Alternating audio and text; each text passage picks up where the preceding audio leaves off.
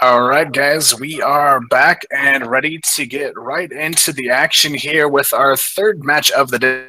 5 taking on Harabas here, and is going to be a very interesting match ahead. Both these teams seem to actually know each other pretty well going into this one, but looking at these two teams, Juan, do you have any expectation of this matchup? Um, I mean, I don't really know any other players here besides Bella. I mean, pretty old player from the competitive community. So, I mean, if anything, I'd expect his team to have some tricks up the sleeve, just because he's probably going to have the experience. But other than that, I think we're going to have to call it as we go. Yeah, and I'm actually interested for this matchup as well. The gentleman's agreement to not use the VIPs going into this one as well. So they definitely want to play it a bit more seriously, it seems like. But starting it off, Sam's doing tons of work. Gets 4 kills in the opening round. It's going to make it a great start here for the guys on Harabas. Okay, move out.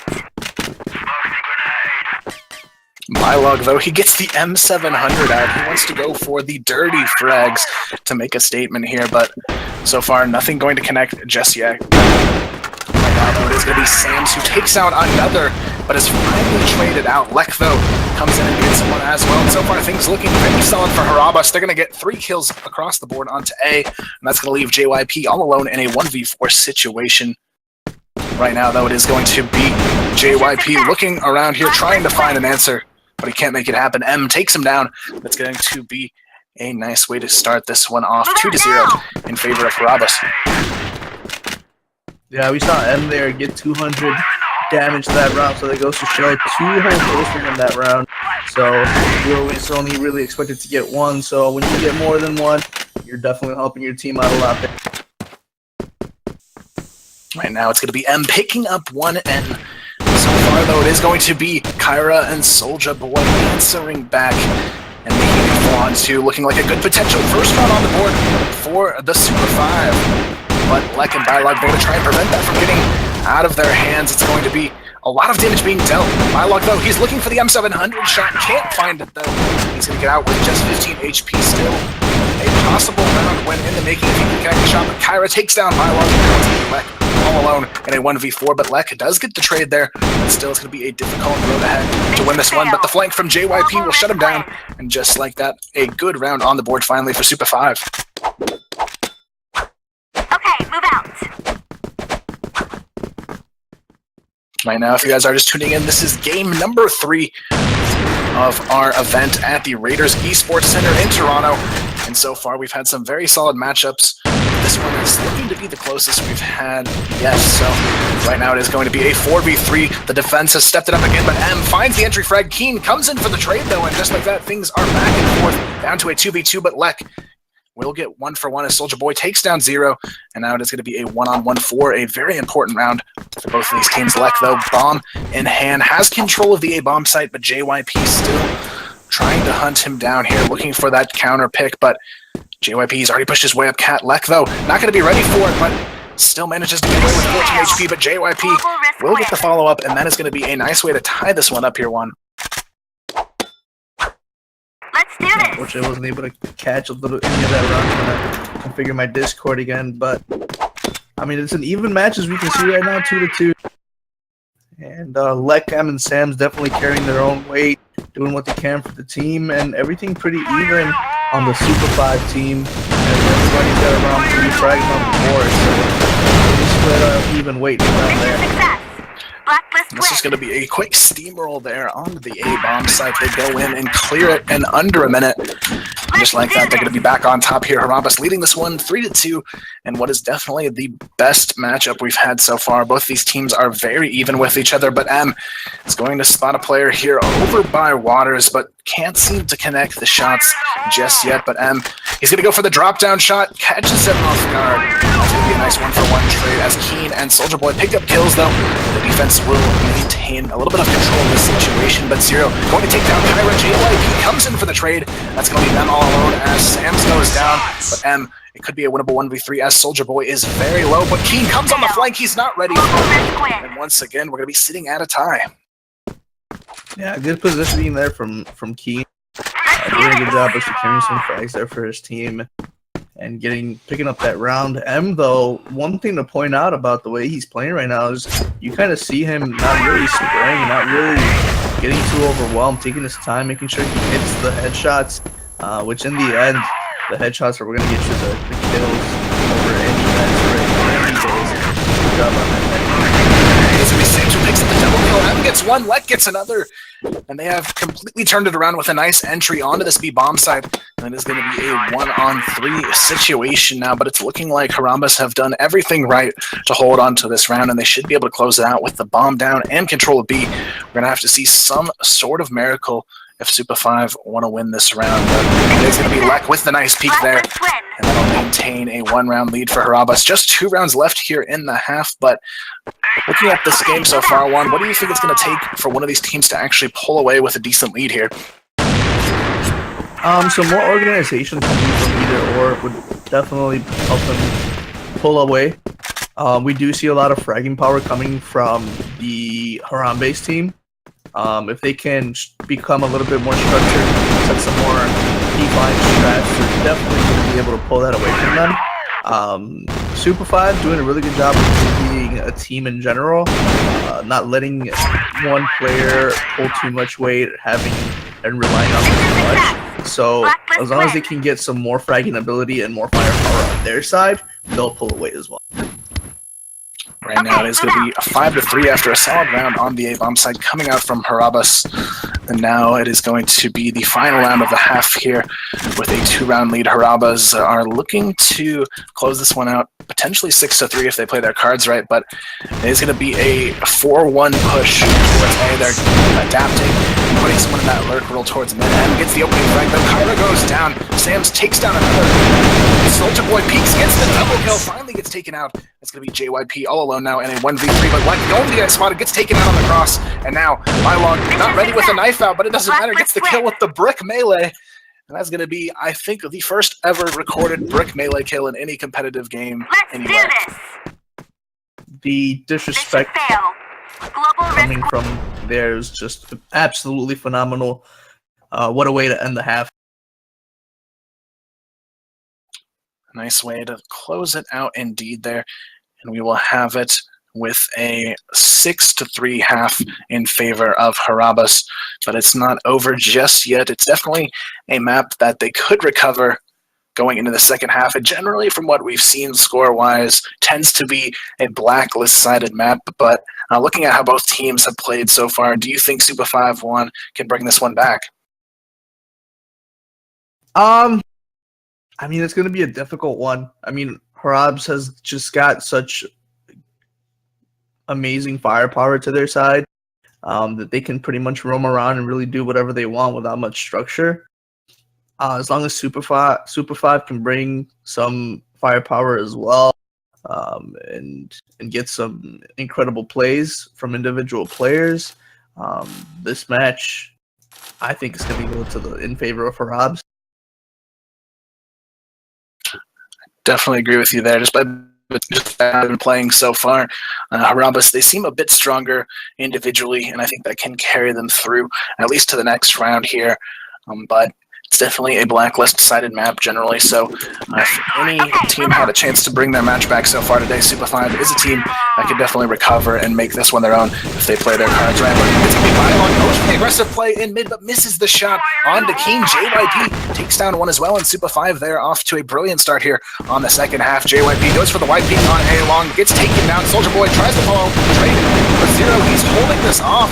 Soldier Boy can't connect the kill. It's going to be Zero finally picking up another. Gets chance for the third, but the nade takes him out of the picture. Now it's a 2v2. Kyra takes down one, and it's going to be all up to Lek. But Kyra caught with the nade out. He's going to give Harabas a chance for the round. Lek, he has to hit the kill here to win it. But no, it's not going to happen. He's taken out.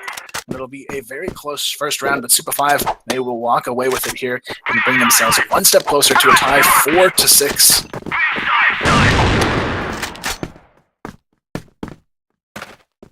Right now, though, it is going to be Super 5 playing a much more spread out setup, and I actually think this could play to their advantage, going for a variety of different areas of map control early on in the round here, but it's not going to matter. M and Sams go aggressive and mid, take down 3 players. Zero picks up one towards A long, and that's going to leave JYP all alone already in a 1-on-5. And Harabas, they have just responded perfectly in this situation, and they'll be able to clean it up here. But JYP, he's going to try and hold on. He takes down one. He could get another here, and that's going to be 2 players down. But with no HP, the remaining 3 will be able to collapse onto him. And it's going to be a nice way to end the round. Harabas picking up another 7-4 going to be the score. But definitely liking how they're playing this so far, Juan. On the side of Super 5, they're not getting too aggro, and they're not giving up too much map control.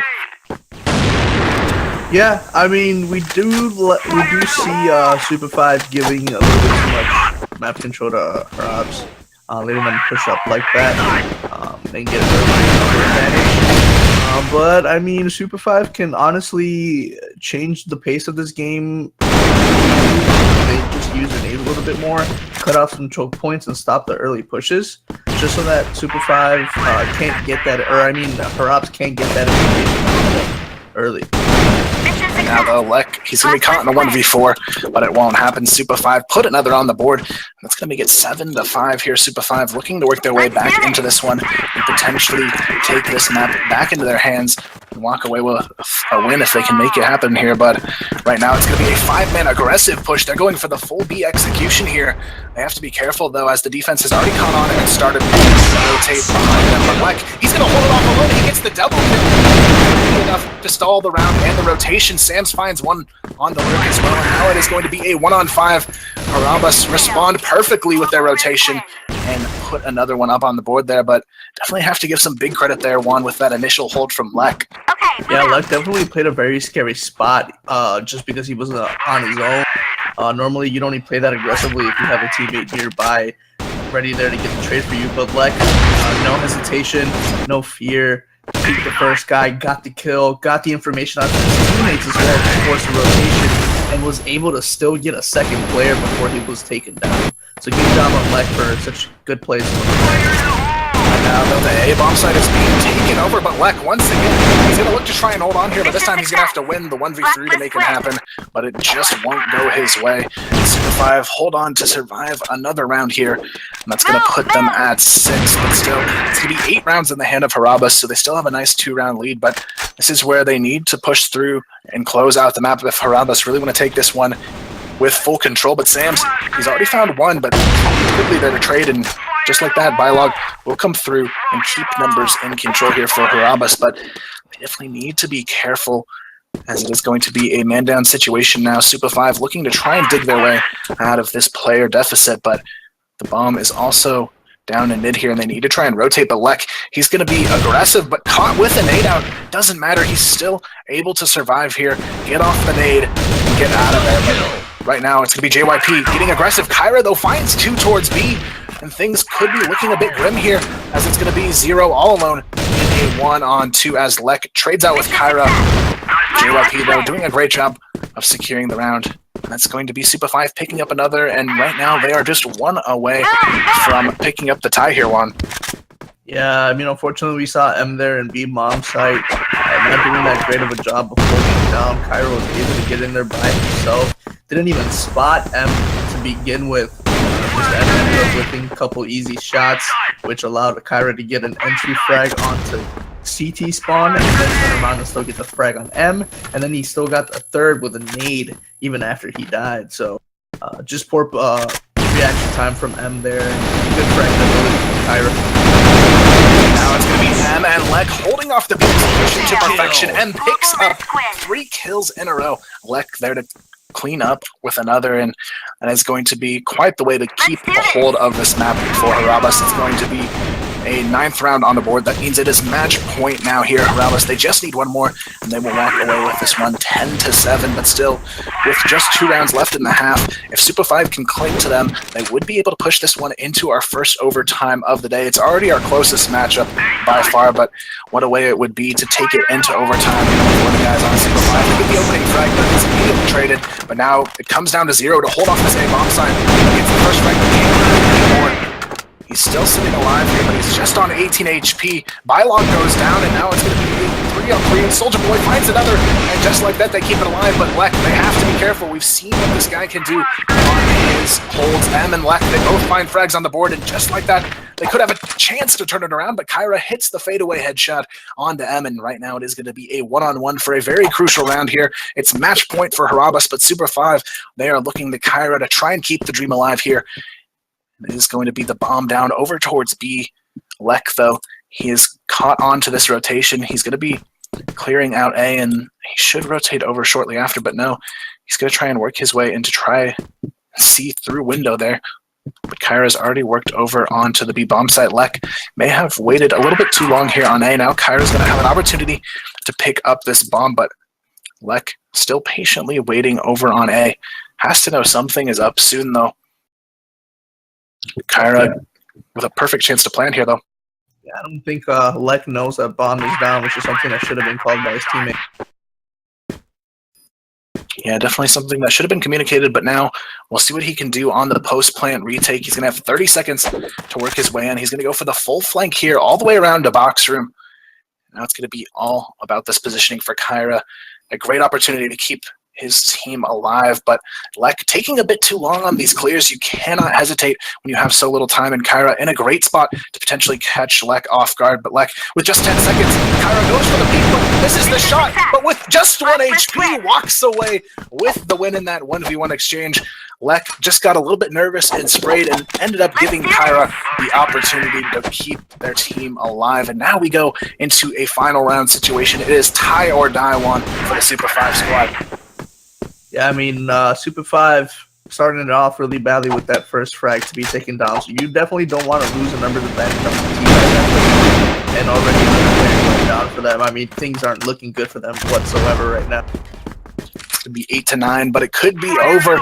Looking for their 10th round. Harabas, they have a 5-on-3 advantage, almost a 5-on-2. It's going to be up to Soldier Boy and JYP to really bring this one back. Soldier Boy finds the pick, though, on the Bylog.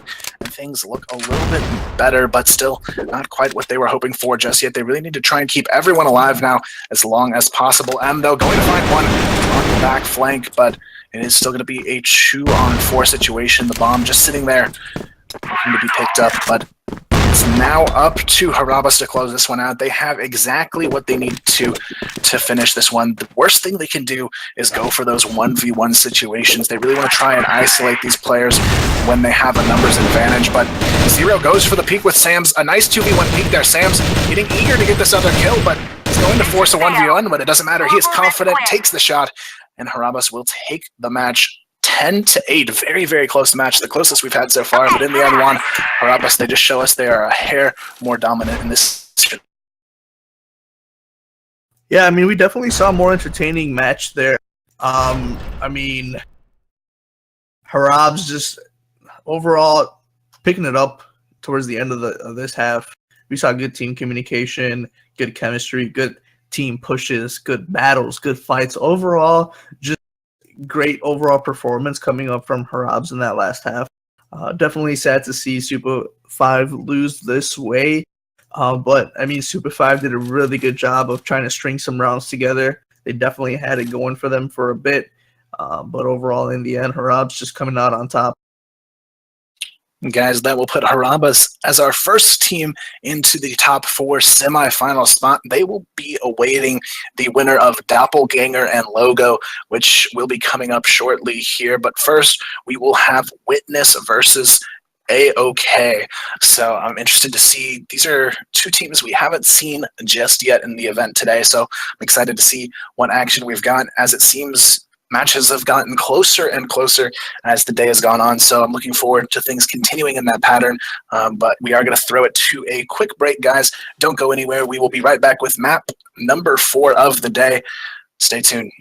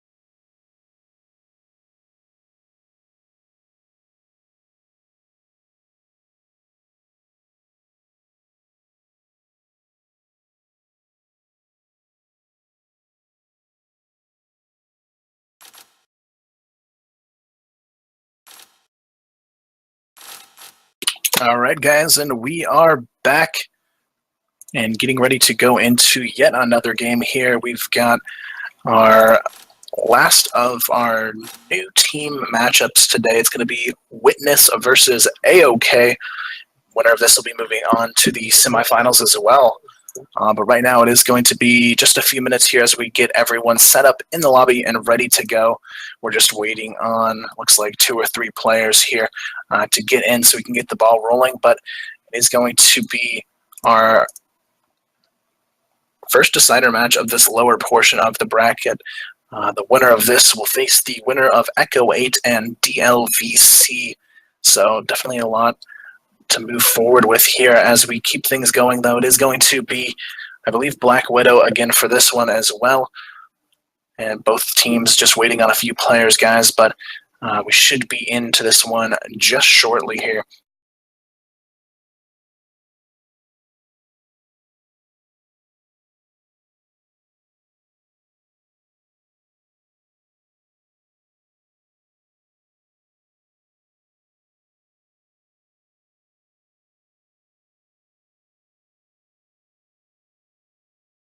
Looks like they're just awaiting to get into the lobby. I think we have a full team here now, just looking for the other 5 players and we get things started. But for both of these teams, it looks like it's going to be some more players that we haven't seen a whole lot from in the competitive side of things just yet. But here comes the other team. But just thinking back, Juan, to the matches we've had so far, what are your thoughts on what we've seen so far, and what do you think teams should have learned from seeing those matches before?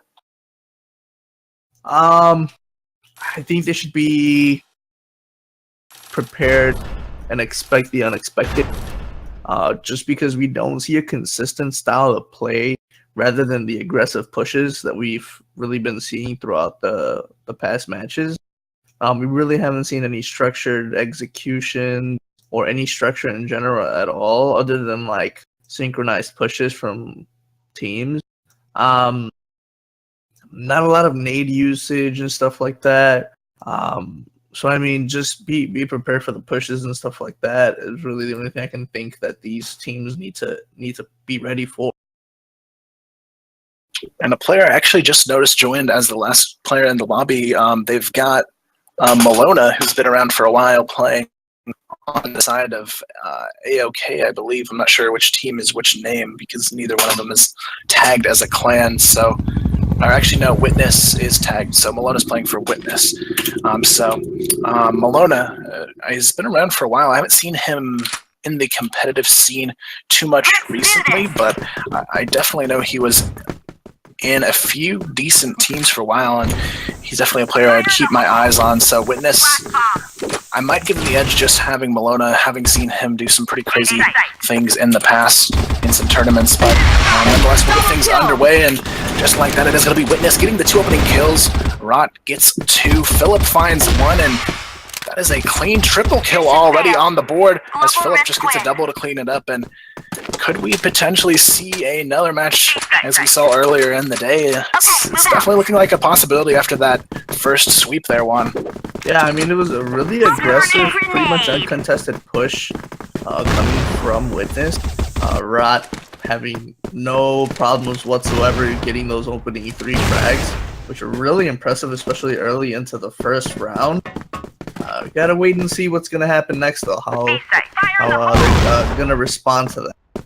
Right now, though, we have Rot on the flank again. He's going to find 1, and just like that, it's going to be the defense of using map control, but it may not matter. They're already going for the push into B. Easy finds 1 onto Turbo. This could be a potential round in the making here. Dark Zero takes down Ewan, and just like that, it's already a 1v4 for Philip, who does manage to find a kill here, but with just 30 HP is going to have to play just about perfectly to win this round. Bomb has been planted at B site. I need assistance. Philip, though, almost finds another. That nade is going to be devastating, though. Just 2 HP on Philip. He's going to have to hit some nasty shots to make this happen, but it's going to be Yi who finds him, and we'll tie this one up right away. So after a shaky first round 1, I think they responded a lot better than I was expecting. Yeah, I mean, they realized that Rot's going to be the one playing A, so they definitely don't want to confront him too early in the rounds, because we did see him be able to pick up 1 frag anyways, but he was able to be shut down after that. So mean, we can see that they're favoring the B side now for the next 2 rounds. So as long as they can avoid Rod, I think they'll be A-okay. This time, though, it is going to be Malona who picks up the first on to DRK1. It's going to be a nice response here. Getting that initial entry is going to help stall for this rotation, and Malona finds another here, and things are looking better and better for the defense. Turbo gets one. Yi finally gets the trade on the Malona, but it could be too late as it's just going to be a 2-on-4. Philip goes for the wide peek, going to tag up both remaining players, but Turbo and ROTK on the flank will shut things down. It's going to be a nice round over to the defense once again. 2-1 to start this one off, but definitely a much better response on that B execution this time. Yeah, I mean, when you have Rot flanking like that and getting the early information, it's really easy and pretty much a pretty safe assumption to just rotate all of your team towards B, because you know they're not going to be there. So great game plan coming there from Witness. Now we have Philip going for the aggro pay long. He gets 2. ROTK gets another. You see the aggro push payoff. ROT gets the double kill. It's going to be a complete another shutdown, but finally DRK responds with the double kill. Make that a triple kill, but it's not going to matter. Almost got a little bit scary there for a minute, but they will manage to hold on and close out the round. Yeah, both Rod and DRK getting triple kills there for their team. But Witness having the early advantage definitely helped them get the edge there at the end. A pretty scary way to end the round for Witness, but they were able to close it out. Right now it is going to be a push into underpass. Yi finds one on Ewan. It's going to be up to, I believe, Turbo and Malona to hold off this B bomb side. Philip, though, on the rotation, already flanking, grabs one, but it's going to be Turbo and Malona forced to hold this one off here. Malona finds 2 before going down, and that'll even things up, but Darker Zero still alive and doing work here. Gets 2 of his own, and now it's going to be Philip and ROTK to clean this one up nicely. ROTK with a nice shot there through the boxes to close out the round, and it's going to be 4-1 now. Witness definitely starting to run away with this here in the first half one. Yeah, I mean, they're doing a really good job of playing together, holding the crossfires, getting the early information, trade, pretty much you name it, they're doing it. They're on top of it. So really good performance from Witness early on. I mean, 5 rounds already, but they've been very quick, decisive for 5 rounds. And let's see if Witness can keep it up. It's going to be DRK1 who finds a nice kill there to start things off for the Blacklist side right when they need it most as well. They take out Malona very early, but they have to be careful as Turbo and Philip are both already getting aggressive here, waiting for this peek out of the hotel. ROTK finds one already on the flank from underpass as well. And it's just going to be a complete and utter shutdown here as they funnel into basically their doom, as they have just really solid rotations from what I've seen so far, Juan, on the side of Witness. Yeah, they're doing a really good job of overwhelming A-OK. Things not looking too okay for them right now. I mean, just the overwhelmingness, getting caught off hard and pinched so quickly doesn't really give them any breathing room and any space to react and try and reset the situation that they're in. So Witness, just the overall pressure. Disgusting. Double kill! ROTK with a brilliant triple kill over towards Long. He gets another one to finish it off, and he is just on fire in this match. 13-2, 6-1 going to be the score overall. And I definitely have to say, Juan, just looking at how they've played so far, I think this is not just a team that's going to have success in this map. I'd say, looking ahead, it's going to be a tough team to beat in general. They have just had some of the most organized play and great shots that I've seen so far. Yeah, man, it's pretty disgusting that ROTK can pretty much do the same thing every single round and not be contested. AOK needs to do a better job of shutting him down and pretty much focusing on just him right now. Because you can look at him, he's got 13 kills, but on top of the 13 kills, he's got 5 assists, and it's only been 7 rounds so far. So there's still a lot of rounds for This time around, though, ROTK doesn't even have to do anything. Turbo, Philip, and Malona going ham, as well as Ewan picking up 1 there. So just some overall solid performance here coming out from this team. And it's just going to be a difficult game to recover. I mean, 7-1 on a map that's generally Blacklist sided as well. It's not looking that way because ROTK, he is just consistently abusing people everywhere he goes. Just no fear, pushes up mid, gets a triple kill, and he's still looking for more here. He's going to go in with Philip and just seal the deal there, and that is going to be a huge statement in the first half, and it'll be 8-1, guys. And just looking at that first half, Juan, how do you recover from such an overwhelming defeat in the first half? I mean, right now you're down 8-1. Witness just needs to get 2 more rounds and win the match. AOK just needs to calm down, relax, maybe take a break if they can, and try and just chill, debrief, take a deep breath, and think about the game plan for the next round. Because you can't think about the half as a whole anymore, because it's going to be too overwhelming to get 9 rounds in a row to try and win this or send this to overtime if you need the 8 in a row.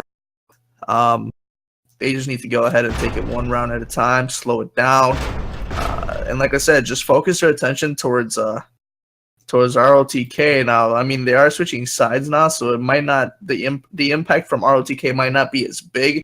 Just because I feel like with the way that they're playing, they're definitely gonna try and force more pushes, just because they know they have that firepower, that aim advantage. So I think AOK is just gonna have to play together, try and leave some sites open and play for the retake, just so that they can have the number advantage if they try and do something fancy. Yeah, they definitely need to have a very confident hold here. Otherwise, it could be a difficult road ahead for them, and they could be facing elimination here. But at this point, it would not surprise me to see Witness push themselves over the edge into the semifinals, where they will await the winner of DLVC and Echo 8, which will be one of our next matchups coming up here in a little bit. But right now, it's going to be all the pressure on AOK to make a statement here and bring themselves back into this one. 8-1, guys. The score, if you are just tuning in, things not looking good for AOK, but they're not out of this one just yet. They're going to have a chance to fight it out on the Global Risk side here. It's also our first time seeing Ankara as well. An interesting choice of map, but so far it has definitely played in Witness's favor. But here we go, guys, into the second half of Ankara to see AOK to keep themselves alive here in this tournament. But right now, Witness in full control with a lot of confidence going into the second half. We'll see if ROTK can keep up the insane plays we've seen from him so far, and maybe even continue that forward into a tournament win if these guys can keep it up. We'll see, though, a lot of good teams awaiting as well into the next round, but looks like we are going to see an aggressive push to start this one off the blacklist side of Witness. Going to be putting 4 players here over towards A. It looks like they're just going to go for it. They've got a lurk in mid here, but it may not matter as the defense is completely flashed out. ROTK, though, already on the flank. He's got one, and he is already in the local risk spot. ROTK doesn't even need to do anything else, though. Malona opens it up with a double kill. Turbo gets one, but it is going to be a triple kill to answer back. Could he possibly get the 1v4 against ROTK, a player who has been so dominant? No, he gets caught with his back turned. Unfortunately, there it looked like a chance for redemption, but no. Of course, ROTK wanted to shut things down once again here, Juan. Yeah, I mean, honestly, in my opinion, ROTK shouldn't have even gotten that clutch. iHack Pro should have known that he was on the flank because this team did die in mid so early in the round. So I just think that was a part of bad communication on their part. Because iHack Pro had a disgusting triple spray down right there. It could have been as easy as just turning around and popping ROTK's head off. But for some reason, he was expecting him to come from A main. But, I mean, yeah, overall disgusting round from Witness. Right now, it's going to be 9-1 as well. It's going to be DRK1 left to try and pick up the pieces of what should be the end of the game here. But you never know. We could see a miracle, but not today. ROTK continuing to put the nail in the coffin there and shut this one down. That is going to be it, guys. That's going to be 10-1. That's going to be GG's thrown up as they will move on to the next round here, putting themselves in the semifinals. Great game from Witness, and it makes me excited to see what more they're going to bring as the tournament continues forward. But nonetheless, that is another team forward, another team out as well. And things are starting to get closer and closer to having our semifinals filled up. We've got 2 teams already there. That's going to be Harabas and Witness.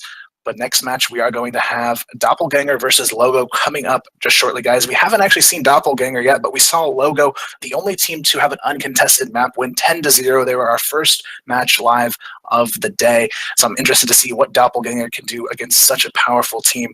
But we are going to throw it to a quick break, guys. Don't go anywhere. We will be right back with Doppelganger versus Logo.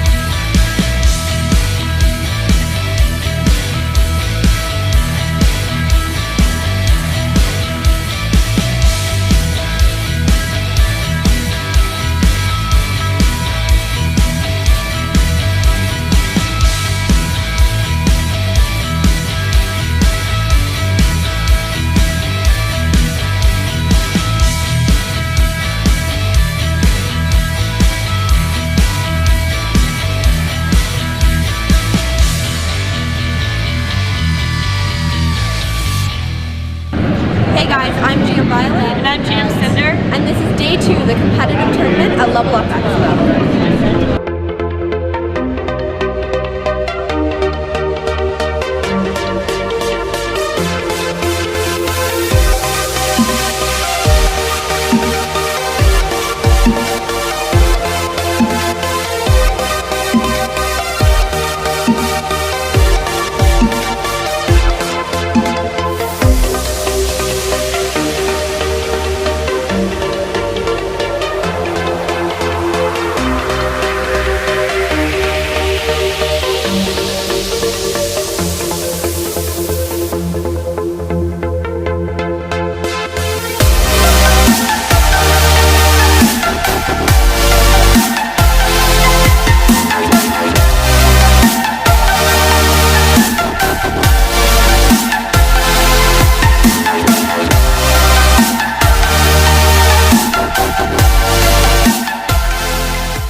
So it looks like VVS should be taking this unless somehow Spot can get 11 kills in just 1 minute. I don't see that happening, but just as I say that, Spot does pick up a nice triple kill spray down. Will have an opportunity here to try and answer back, but still down by 8. It's not going to be the situation we wanted to be in, and it's going to be 10 kills up now for VVS as we go into 50 seconds left on the clock here. And it's looking like VVS should take this one. Spot 10 kills in 40 seconds, probably not going to happen as VVS makes it an even harder lead to come back from. It's going to be 54, closest player on the board, Spot sitting 12 kills behind now. And it looks like he will be the one taking it. 5 seconds left, he's going to look for maybe one last kill here, but that should be the end, and that will be it, guys. VVS takes this one by storm, winning it by 12 kills, very nicely done. Second place going to go to Spot Elite, and we will have, I believe, SIA there finishing with third place. Actually, SWAT managed to grab it in the last portion of the map, so SWAT would be the number 3 there, SIA number 4. So a very good game, guys, to start this one off in the semifinal. VVS, though, was just a dominating performance there, 57 and 24.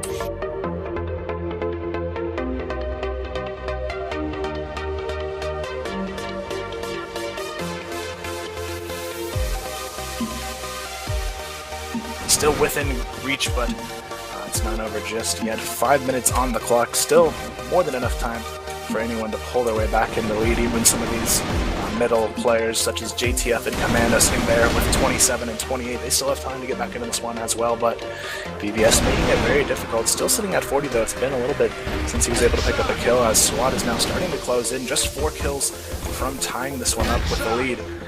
And that's going to be VVS finally picking up a much-needed kill, but it's only going to be 1 before he goes down, and SWAT has now closed this to a 4-kill gap between first and second place. So VVS going to have to make the most of his lives if he really wants to hold on here, but SWAT and VVS both going to go down in their lives without a kill, but now it is going to be SIA picking up 2 to try and close the gap on SWAT. VVS, though, finally starting to pick up some kills as well and widen the lead gap once again. Up by 5, VVS still dominating here, but SIA has actually tied things up with SWAT, so this is actually a very close-knit battle for the top 3 positions here. They're all now within 6 frags of each other, as VVS is going to be taken down by SIA. SWAT picks up 1. Now SIA is actually going to be in second place now, but VVS is still holding on to this lead. 4 minutes left, up by 5. He's going to have to make this gap a little bit wider if he wants to comfortably take this one.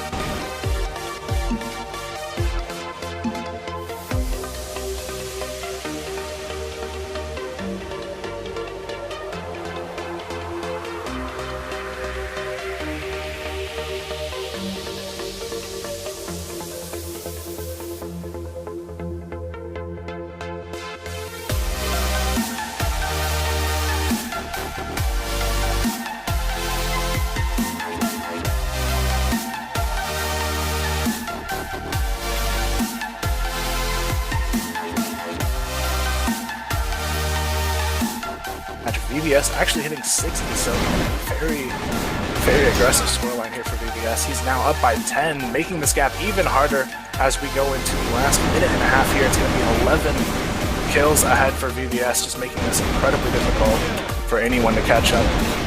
Picking up a triple kill, VVS is just showing no signs of slowing down. He's going to hit the 75 or 70 mark here in this match. He picks up the double kill, picking up this M4. He gets another triple kill. VVS is just completely on fire, guys. Up by 17 now as we go into the last minute of the game. VVS is just pretty much on fire and unstoppable at this point. It's going to be pretty hard for even SIA to try and catch up now. Down by 15 in just 1 minute. It's going to be pretty much VVS written all over this final.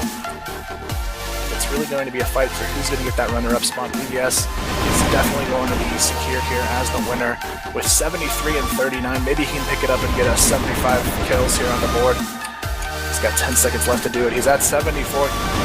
He's going to fall. That should be guys, as we will have a small fight for second place, but it will go to SIA with a nice score of 58. And that'll be the top 3.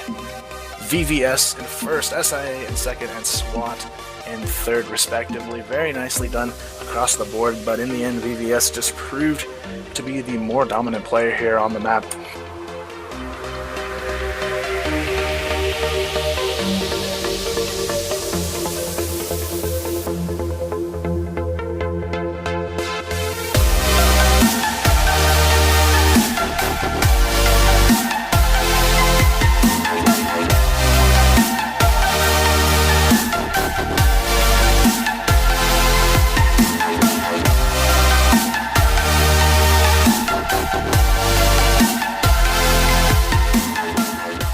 Okay, here's your CrossFire t-shirt.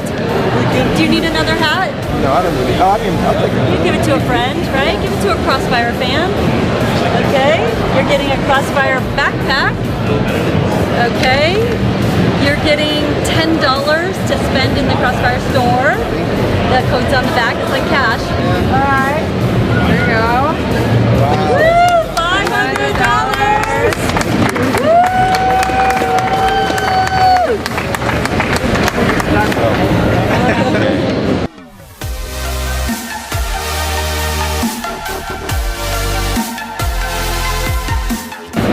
So congratulations, you won first place at Level Up Expo. Would you like to tell everyone your IGN? How Wisdom, so that's open bracket HI, closed bracket dash WISDOM, How Wisdom. I'm with the team at Nixia, we're sponsored by Nixia. Great. Competitive team. Awesome. So how long have you been playing CrossFire? Since beta, so like since 2008. Oh, right on. Right on. Okay. What are your favorite weapons in game? Since they limit what you can use in competitive, I guess my M4, the regular M4 and the regular AK. Now when I pub, I like the pub with the Phoenix. One the Phoenix in the Creek, and then I like the pub with the AK Beast as well. Okay, right on.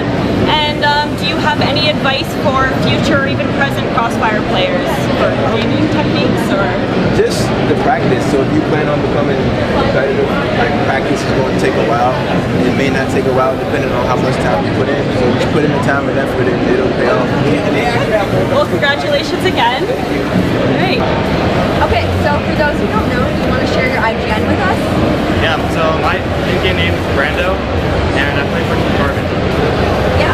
So you hung out with us all weekend here at Level Up Expo, and we just finished the competitive tournament. So what did you think? Honestly, this was a really cool event. It was kind of open to the public, and there was a huge showing, a big amount of people that came out to play. A lot of people, it was either their first time, or they'd heard of Crossfire before, and they were surprised to see it. And then there were even some veterans that were from the competitive community that came out. Yeah, awesome. So as you said, you play for Carbon. So what's the future? Okay, so for the future of Carbon, we have Crossfire Stars coming up, most likely within the next 2 months. So we're really hoping to compete in that, and we're going to give it our all, hopefully take the win and go.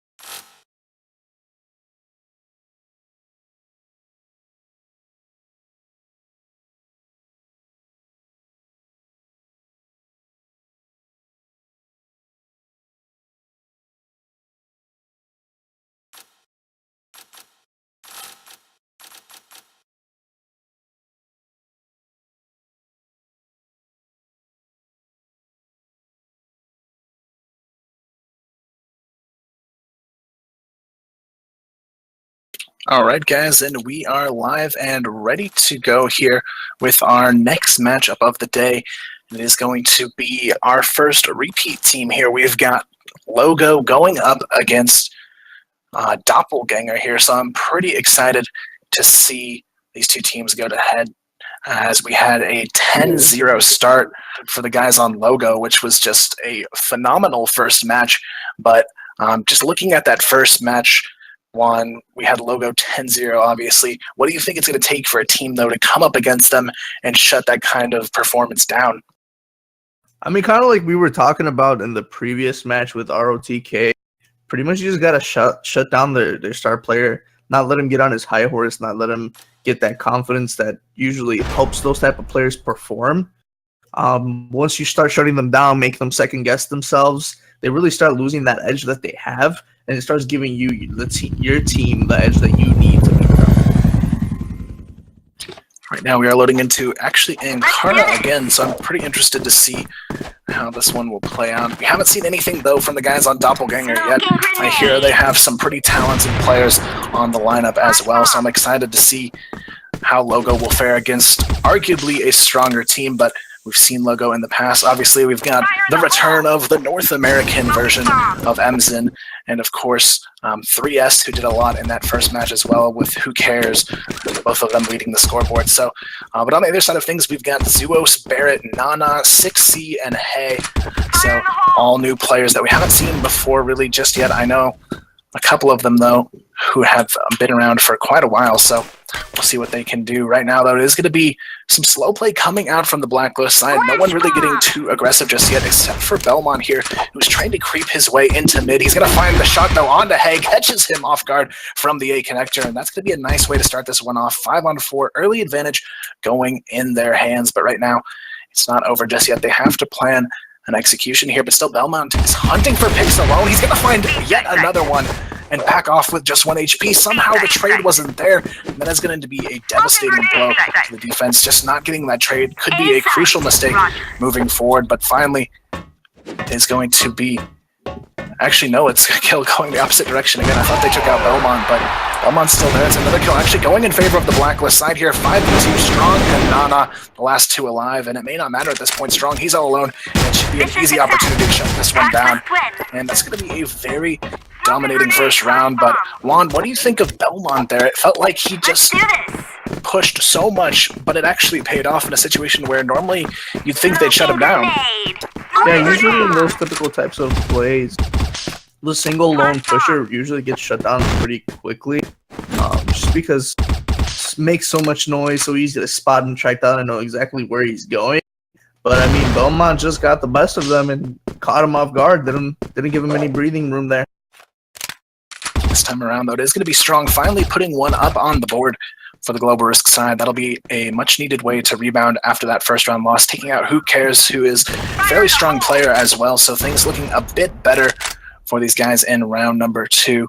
We'll see if Doppelganger can bounce back and get the early tie, but right now, they definitely need to be careful. The bomb in the hands of the NAMs in here, working his way into mid with that Barrett, looking for some sort of scope frag, but doesn't look like Hay is interested in challenging the long portion of it. He's just going to be playing, strafing on the corner here, trying to find that initial entry. But right now, it looks like they are going to be gravitating back towards A. It's going to be Barrett and Nana trying to hold this one off. But Liang, he's going to be picked. That's going to be a nice way to keep things going here for the defense. Hay finds one as well. Belmont goes down. Things are looking pretty grim here. It's going to be a nice cleanup, and that's going to leave 3S all alone here. 1v5. He should go down. And that'll be a very clean round. No players fall. The defense much better this second round in one. Yeah, I mean, we did see 3S creep up B long and try and lurk there, maybe even fake it. The players on A, the other remaining 4 teammates, should have probably played it a little bit slower and wait for him to see if he could have gotten a pick, because he was the only player on B at the time, and if they could have gotten open up that site, that would have been an easy B take for them, and this round would have probably been completely different. Now we are going to see some slow play in mid, but it's a much more spread out game than what we've been seeing so far. Everyone's sort of playing for individual lane challenges here. It's going to be Barrett Strong once again on the A-bomb side, but this time it's going to be 3S creeping up with a sniper all alone here. A very risky decision if he gets caught off guard, but nonetheless, he's going to go for it here. Now he does have some backup. It's going to be Li Yang working up towards Vents alongside him, but still 3S, he's going to go eager pick, but no one wants to challenge him, but who cares, finds the entry here. He's getting aggressive over towards B. This is going to be an opportunity now. Belmont working his way up through underpass. See if he can catch a player off guard here. It's going to be Zuos, who's spotted but not taken down. No damage even hit onto him. That's going to be a mistake from Belmont, but it doesn't matter. Who cares? Comes in and grabs another frag for his team. Belmont, it's going to be up to him to find this entry still on to B.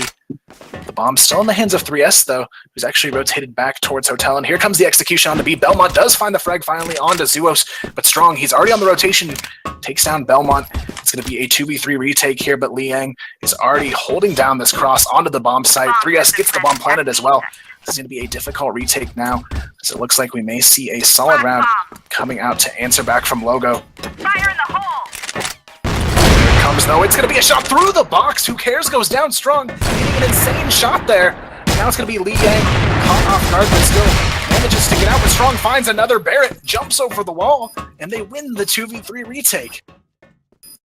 Yeah, I mean, it doesn't matter how big you build that wall, we're always going to get over it, and Barrett definitely managed to do that, which was some pretty sick movement from him there, being able to dodge the first player's shots and get behind the last one to secure that round for them. 60 work here. He gets the opening shot here, and then it's going to be the North American Emerson falling down, but 60 gets another. It's going to be an insane aggressive play coming out from him. And it is going to be a 3-on-4 already, and he is definitely showing himself to be the staple player for this team so far. But Belmont is going to answer with 2 of his own, evening things up to a 3-on-3, but 60 doesn't matter. Gets a third on the board with the pistol. Now it's going to be a 3-on-2. 60 going ham so far. 8 kills in just 3 rounds here. Round number 4, he is looking stronger than ever. And now it's going to be a 2-on-2. The bomb, though, working its way onto A. But 6C gets his 4th kill on the round. Could he get the ace here? He's going to run into the final player, and he takes it down with the headshot. Insane plays, gets the ace. And you may have just found the strongest player in the lobby here, Juan. Are we playing Call of Duty because this shouldn't be happening with a sniper and a pistol? Definitely should not be happening, but it doesn't matter. This time around, Emson takes him out and finally puts in the response needed to shut him down. But could it be too late here? The team has to be feeling confident after they had one insane play coming out from 6C there. And now it's going to be Belmont coming out getting one as well. Things looking a bit better for the Blacklist side. Logo, they have to be a bit flustered after how that last round went, but now they're definitely turning things around here as we move forward. It looks like the bomb's going to be rotating its way over towards A. It is going to be up to Barrett, though, this time to hold it off all by himself, but he's already rotated off B. They've sold a fake, and now A is completely exposed, and this is going to be a tough round ahead for the defense to recover. 2 players under half health, but Barrett manages to find who cares on the lurk, and now it's going to be all about how they respond to this A bomb side retake. It's going to be 3-on-4. HP definitely stacked against them as well. It's going to be up to Zuos, the only player with 100 HP. He's going to have to make a huge impact on the retake. Li Yang, though, finds one, but Zuos, he's already found the trade there. Now it's going to be a 2-on-3, but Barrett falls on the retake as well. And it's looking like the Blacklist side have done it. And Logo do. They pick up the round. They're 2-3. Nice response there. And I definitely like them abusing Who Cares this time around. When they won that first game 10-0, it didn't look like they were really using Who Cares to his full advantage. He would just push in, but Juan, I really like how they're using him to actually sell these fakes now. Yeah, so they definitely know that Doppelgangers were watching the match. So if you're a pretty one-dimensional team, it's really easy to watch one team's game and then be able to know exactly what they're doing. But that's not going to be the case with Logo. Like you said, using Who Cares to take the... I can't even think of the word right now. But basically take the focus from the rest of the team and putting it on Who Cares more as a sacrifice so that they can over-rotate and leave the rest of the site open for them. 6C hitting another insane shot here in the mid. This guy has been on fire here. He's sitting at a score of 12-2, and we are just halfway through this first half, but it's going to be another round going the way of the Global Risk side. It's just so weird, Juan, to see this team struggle after doing so well in that first map. Let's do this! Yeah, I mean, that just goes to show how big the skill gap between Logo and the first team they played was, and now how big the skill gap between Logo and Doppelganger really is. Doppelganger really showing that they're an even stronger team than Logo, and that Logo's not going to have a free ride this match. Right now, 6C continuing on his killing spree. That's 13 and a half. He takes down Who Cares, and the lurk has already been taken out of the picture, so no one to use to get those early flank and lurk positions for the team. It's going to be up to the remaining 4 here to try and bring this one back. Liang going for an aggressive peek here from A Connector, but it's not going to fall. Emzin gets a nice pick, though, to counter it onto mid, and that'll even things up to a 4-on-4, but right now it's going to be Liang still trying to contest 6C, but with just 14 HP, we're going to finally see 6 fall off here as Barrett takes down 3S. Now it's going to be a 4-on-3. Things looking good for the defense, though. Zuos takes down another 5th round on the board here for the defense, but Emzin still continuing to do work on these late frags in mid. He's going to take down Barrett, and it's going to be a 2-on-3 here. 6C still holding the angles so patiently he plays on these mid angles, but Emzin and Liang, they're both very spread out here. They need to try and group up and go for some 2v1 engages, but being this spread out could be a huge risk. Liang, though, he's going to go for, again, he's still so persistent trying to get this pick from A Connector, but no one is going to challenge him any longer. It's really going to be up to Emzin to find a clearing here over towards B, just playing on the bridge, trying to find 6C in his position, but still 6C holding patiently on this angle. He's been sitting here for almost a minute, and this is definitely the sign of an experienced player, knowing when to be patient and when to be aggressive. And right now it's going to be up to Emzin. He's going to go for the challenge here. Liang has grouped up. They're going to go for the push onto this B bomb site, but still they have to be careful. There's already 2 defenders waiting for them, but it is going to be 6C who gets caught, but Liang misses the shot, but finally 6C picks up 1. Will he get the double kill? No. Liang picks up 2. It's a 1v3 down to a 1v1. A huge opportunity, but just 2 HP to make it happen. 20 seconds on the clock. Nana is just going to have to hold this off, but Liang is going to get the bomb down. It's up to Nana to respond here. Liang, though, goes down to the nade, and Nana, playing it smartly there, will hold on for this one. Yeah, I just want to point out how Too Strong Bomb has been defused. does everything right. We saw him earlier go with the highlight clips, getting the 1v5, getting the opening quick scope frags with the double kill. But now we see him change gears, be cool, calm, and collected, and you know, not being over aggressive, not being too pushy, trying to force things to happen instead of just letting them happen and taking them one as they come.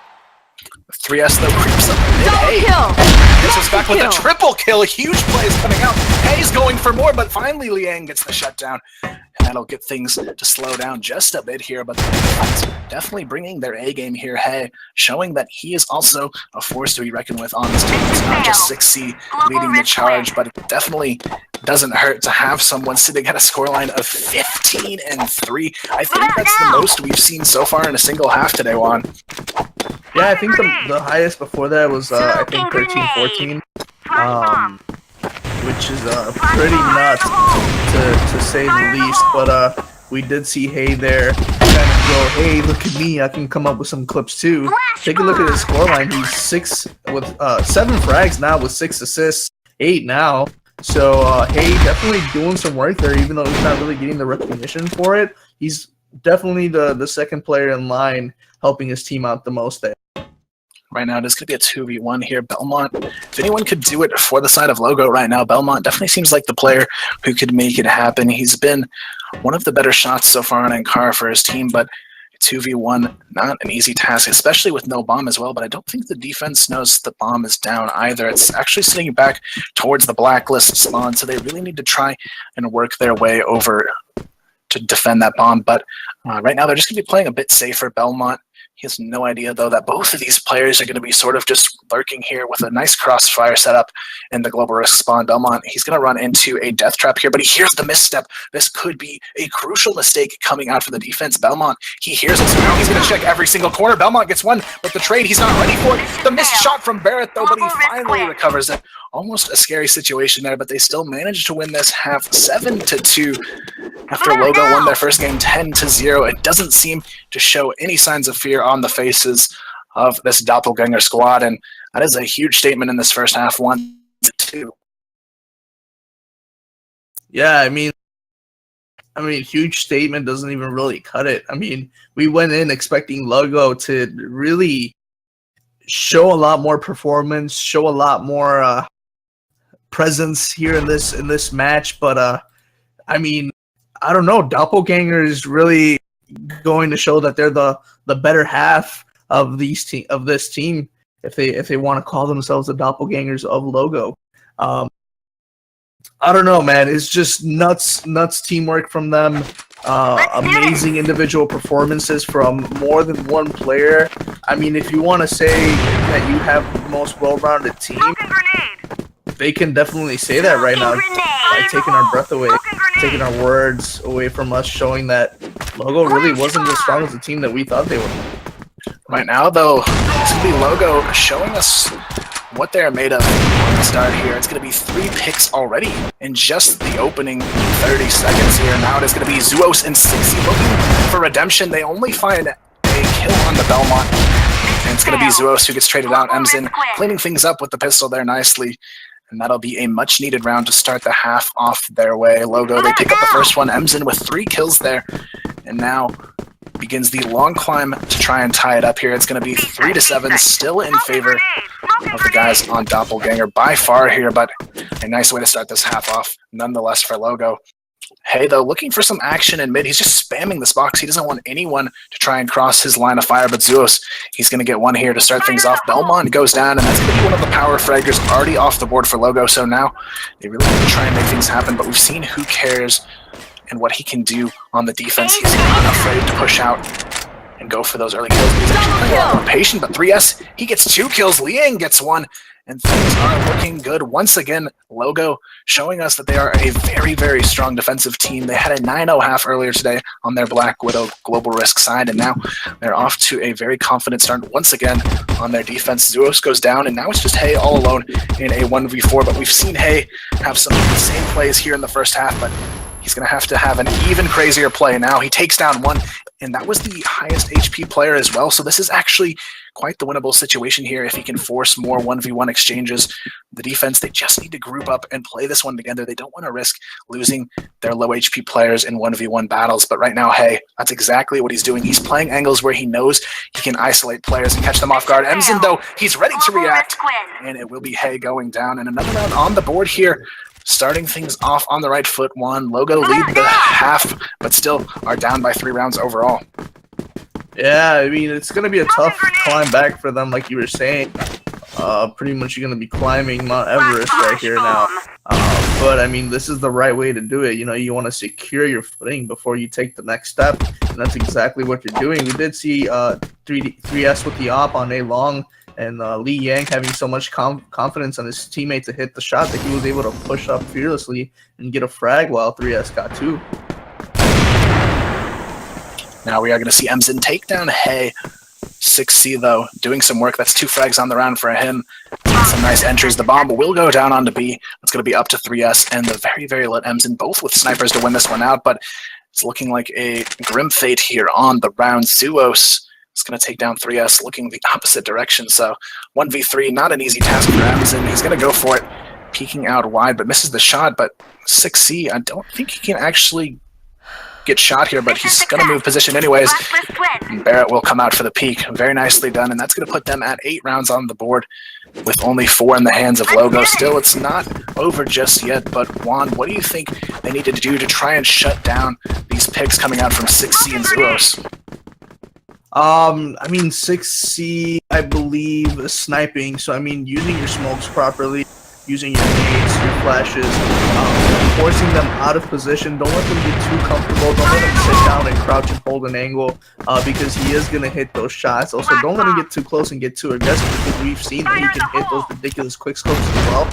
Just make him feel as uncomfortable as you can, and don't let him make you feel uncomfortable because you're going to miss those shots that you should be hitting. Right now, he continues to push in with whatever gun he has. He gets 2 pistol frags. He can't be shut down. Hey, doing the same as well. And they are just manhandling the enemy team with pistols. 6C gets 4 kills on the round. And now it's going to be match point here. Things not looking so good for the confident logo we saw in game number 1. They have turned into a bit of a turtle of a team right now. Not sure how to handle the aggression coming out from 6C and Hay in that round. Just running in, guns blazing with pistols. Nonetheless, Barrett, though, he's already going to pick up one as well. And this is looking like they're going to go for a fast push for the win here. All players grouping up towards B, and it's going to be a quick response in the making, though. The defense, they've already caught on to this.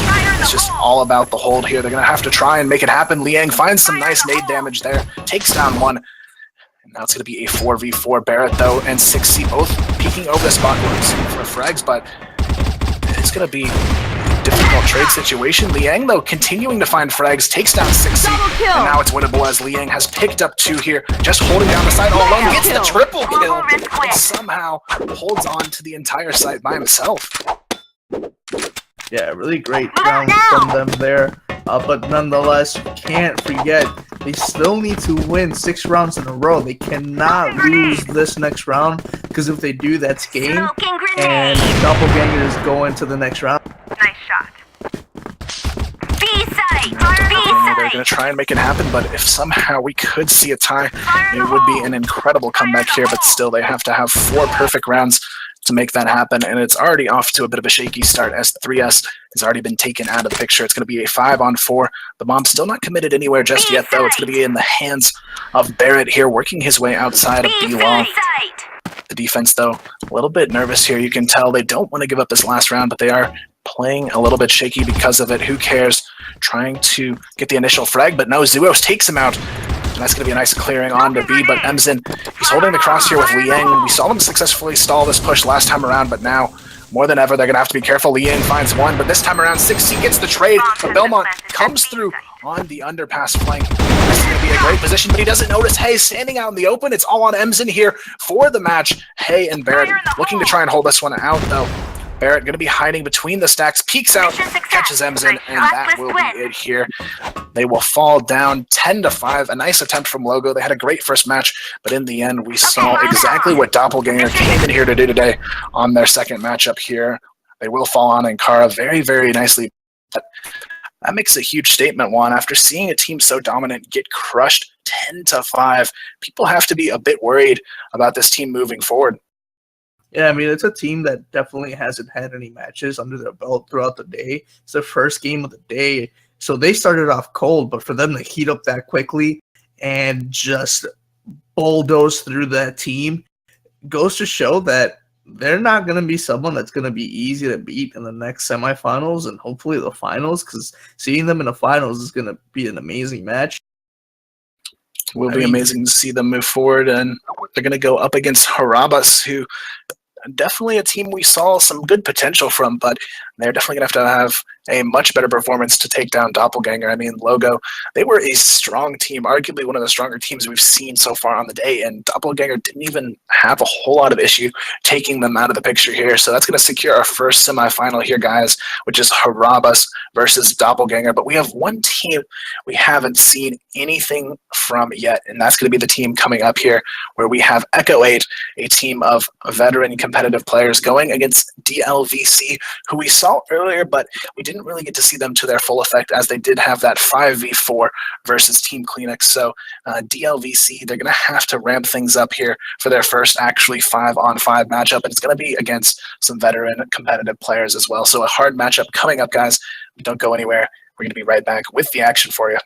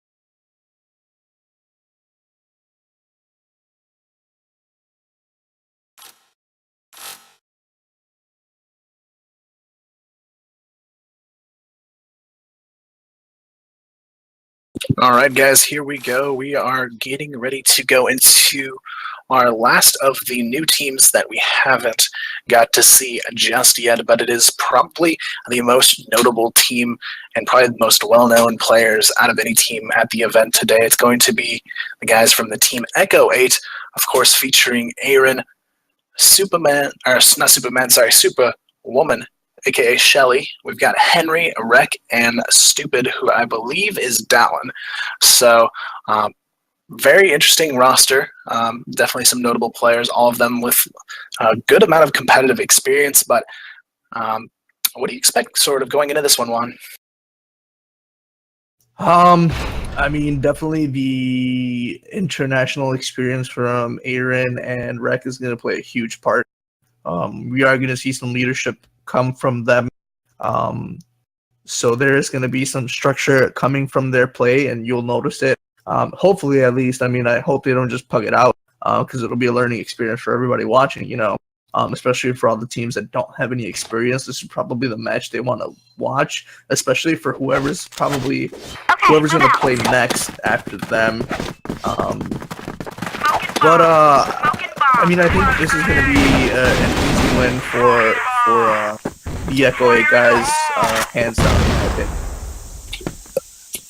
I definitely think that it is going to play to their advantage because, like we said, they're just so experienced. On the black side, having played this map already today, we saw Zyko go pretty hard on this map earlier, and he's going to start off exactly on that same foot here. He takes down both players from Set to Destroy already. He just ruins their day, and that's going to be a huge statement to start this one off. And they're looking to potentially take this first round, but it's going to be Superwoman and Stupid who hold things off. The 2v4 looking completely theirs. Very, very nice first round coming out from them. And then it's going to be a nice way to shoot back and take that first round there, Juan. Yeah, I mean, really good way for them to show their composure. A lot of teams, a lot of players in unfavorable situations like that usually let the pressure get the best of them and they crumble. But they still get ground, and they got the plays there. He's picking up a 2v. Now it's going to be up to the guys on the attack here to respond, but Aaron already finds Frozen Pizza, takes him out, and that is going to keep the numbers in favor of Echo 8 here, making things happen.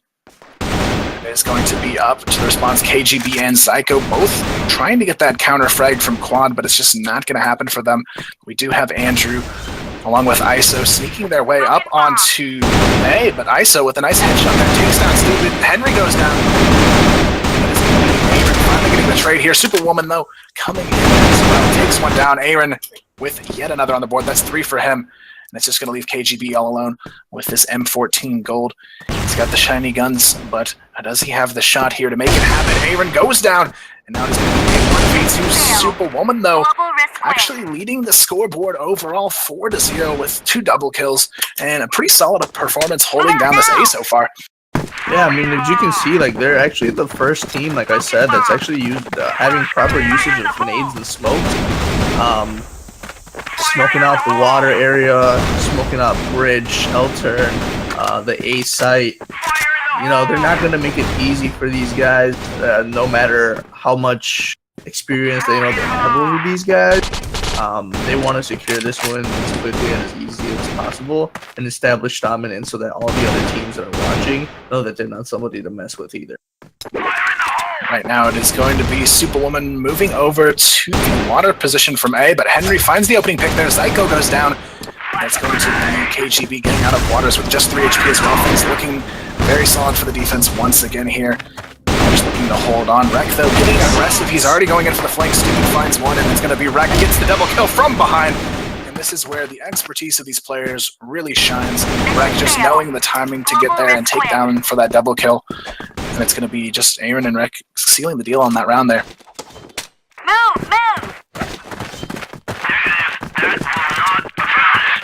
Right now, though, Juan, just looking at these players, if you're in this position against a team you already know is going to have a lot of experience going up against you, what do you think these guys need to do to try and respond to such a well-versed team? To be honest, in order to overwhelm a team with so much experience like that, there's really little you can do. Have your own set execution and stuff like that. The only really The only thing I really think they can do now is to group up together and go anywhere to go together to try and overwhelm any isolated players and try to get the number advantages early as possible. They're also going to have to rely on their shot as much as they can, because if they don't know any smokes, they don't know any flashes, anything like that to kind of help them get to those sites uncontested, there's really nothing else they can rely on other than their aim. Right now it is going to be ISO and Frozen Pizza left in a 2v2. Henry and Stupid, the last two alive here. It's going to be tough road ahead for ISO and Frozen. We've seen what these guys can do under pressure on the defense, and they are definitely not afraid of whatever situation may have any sort of stack against them. Stupid, though, very low on HP. He has to be careful. It's really going to be on Henry to get this cross pick, which he does. ISO goes down, and now Frozen Pizza, he's got the distraction he needs to get this bomb planted. Now it's all about how he sets up for the rotation, but he may have just made a bit too much noise, and we've already had Stupid. Here's the plant, and he's going to rotate in safely. This is going to be a difficult situation. He gets dinked as well, and now he's just going to have to try and hold from Hut, which is just a terrible spot to be stuck in a 2v1. Stupid going to spot him as well and get another shot on, but Henry comes in to seal the deal. That'll be a 4-0 start here, Juan. Yeah, I mean, in that situation, Frozen Pizza knows that they're not anywhere near an A by them. There in that situation, he should have wall banged through those doors, just because that VIP is 100% wall bang damage. So I mean, it doesn't hurt to let them know where you're at, in the sake of trying to even things out for yourself and put yourself in a better situation. Either way, I honestly think he would have been able to get the bomb down.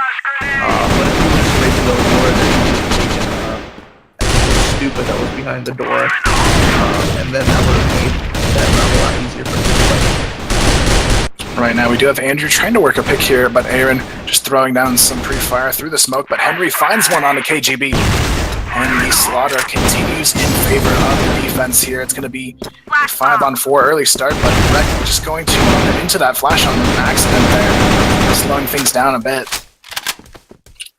But Andrew, he's still trying to get the spam shot through mid, but no one's going to peek it now. They're going to play this numbers advantage to their favor, but Aaron finds Andrew through the smoke. Rec gets the trade on him. Shelly's going to get some trouble from Waters, but it doesn't seem to phase her as she continues to lead the frags for her team so far. It's going to be 5-0, and we could potentially see a 10-0 here if these guys keep it up. Yeah, I mean, it wouldn't surprise me if we do. I mean, just to highlight the awareness from Aaron there in that previous round, peeking the smoke before it hit full bloom, so just so that he could get that advantage catching the other team off guard, because once you see a smoke pop, you highly doubt that anybody's going to be there ready to peek you, and that's exactly what Aaron did.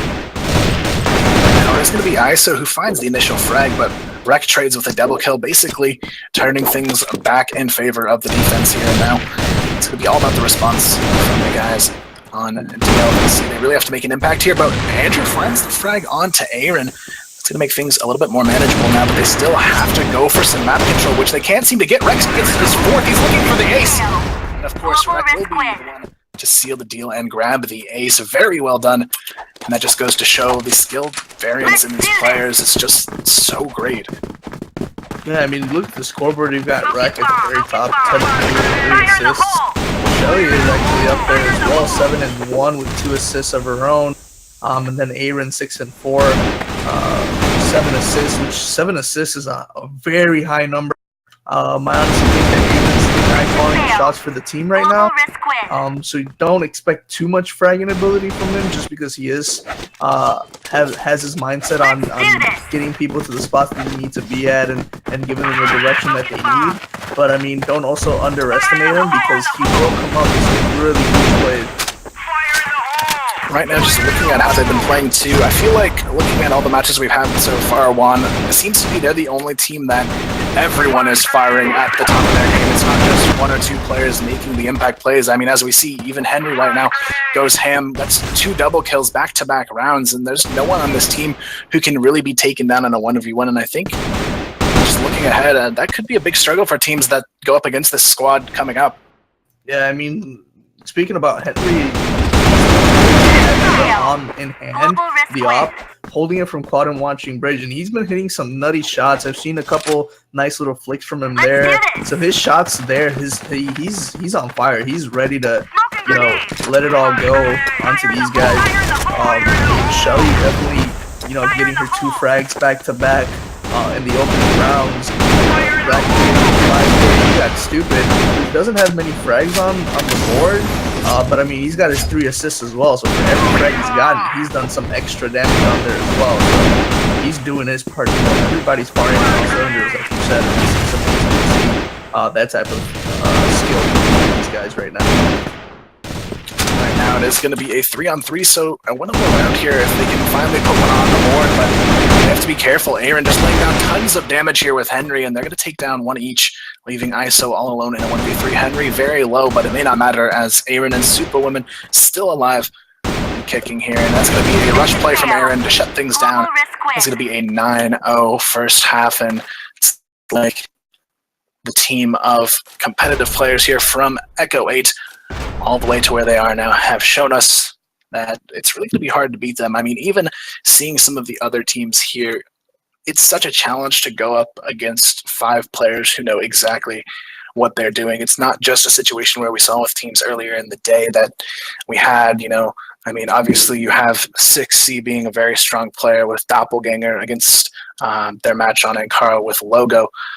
But it's going to be interesting to see how someone like that plays against a team of 5 players who know how to respond to him. He was going up against, you know, players here and there that knew how to counteract him. But when you have someone like Aaron leading a team, he has such a well-placed strategic mindset that I think it's going to be hard for those players to shine.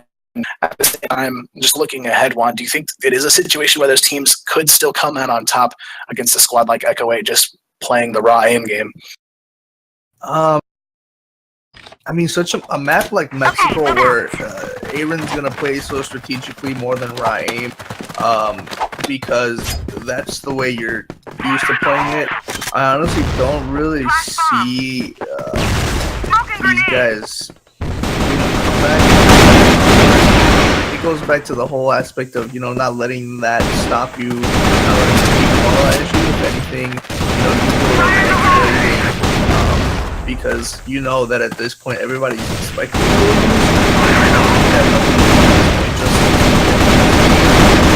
I think they should try whatever they can right now to try and beat them. I mean, some smoke pushes would be pretty fun to see, because I think that would honestly catch them off guard a lot. Smoking grenade! Right now it is going to be a 2-on-2. It's going to be Superwoman and Stupid to try and push this one out. And this is actually kind of how the game started in round 1. Both of these players were left in a 2v4 and managed to win it, so I definitely have the confidence that they can do that again here. And I have to give a shout out to Superwoman, aka Shelly, just showing us that she is a very dominant player. Even on a team of players who have played at the highest level of competition, she is being just such a staple fragger for this team so far. And right now it's going to be ISO last alive. And he may have a chance here if he can take down this 1v1, but it's just 20 HP left on him, so it should be a chance for the 10-0 to finish if Stupid can get the nice peek here. There's no time to defuse. That'll be it, guys. Stupid secures the frag, just playing that bomb timer. And there we have it. It's going to be another 10-0 on the day 1. That's going to put Echo 8 right into the semifinals. Yeah, man, just an overall great performance coming from the team. I mean, you can't just sit here and talk about one thing that they did right, because they pretty much did everything right. Their fragging ability was there, their teamwork, right with the 5K. So even the individual performance was there. I know I said that about the guys on Doppelganger, but when you see it come from guys that you expect it from, it just makes it so much more exciting because it's something that you want to see from them. It's something that you expect from them all the time. So when it happens, it just makes it that much sweeter. And there we have it, guys. It is going to be Echo 8 moving on. They will be playing as our last team in the semifinals. They're going to be going up against Witness, who won their first game 10-1. So we should see a pretty solid matchup coming forth with them. But first, we are going to have Doppelgangers versus I believe Harabas as our next game. So that's going to be a great semifinal as well. But Harabas are going to have to go up against the insane shots from 6C and Hay that we saw earlier. Great match coming up ahead as well. But guys, we are going to throw it to a quick break while we prep our semifinal matchups for you guys. And we'll probably be back in, I'd say, 5 to 10 minutes. Stay tuned, guys. Don't go anywhere. We'll be right back.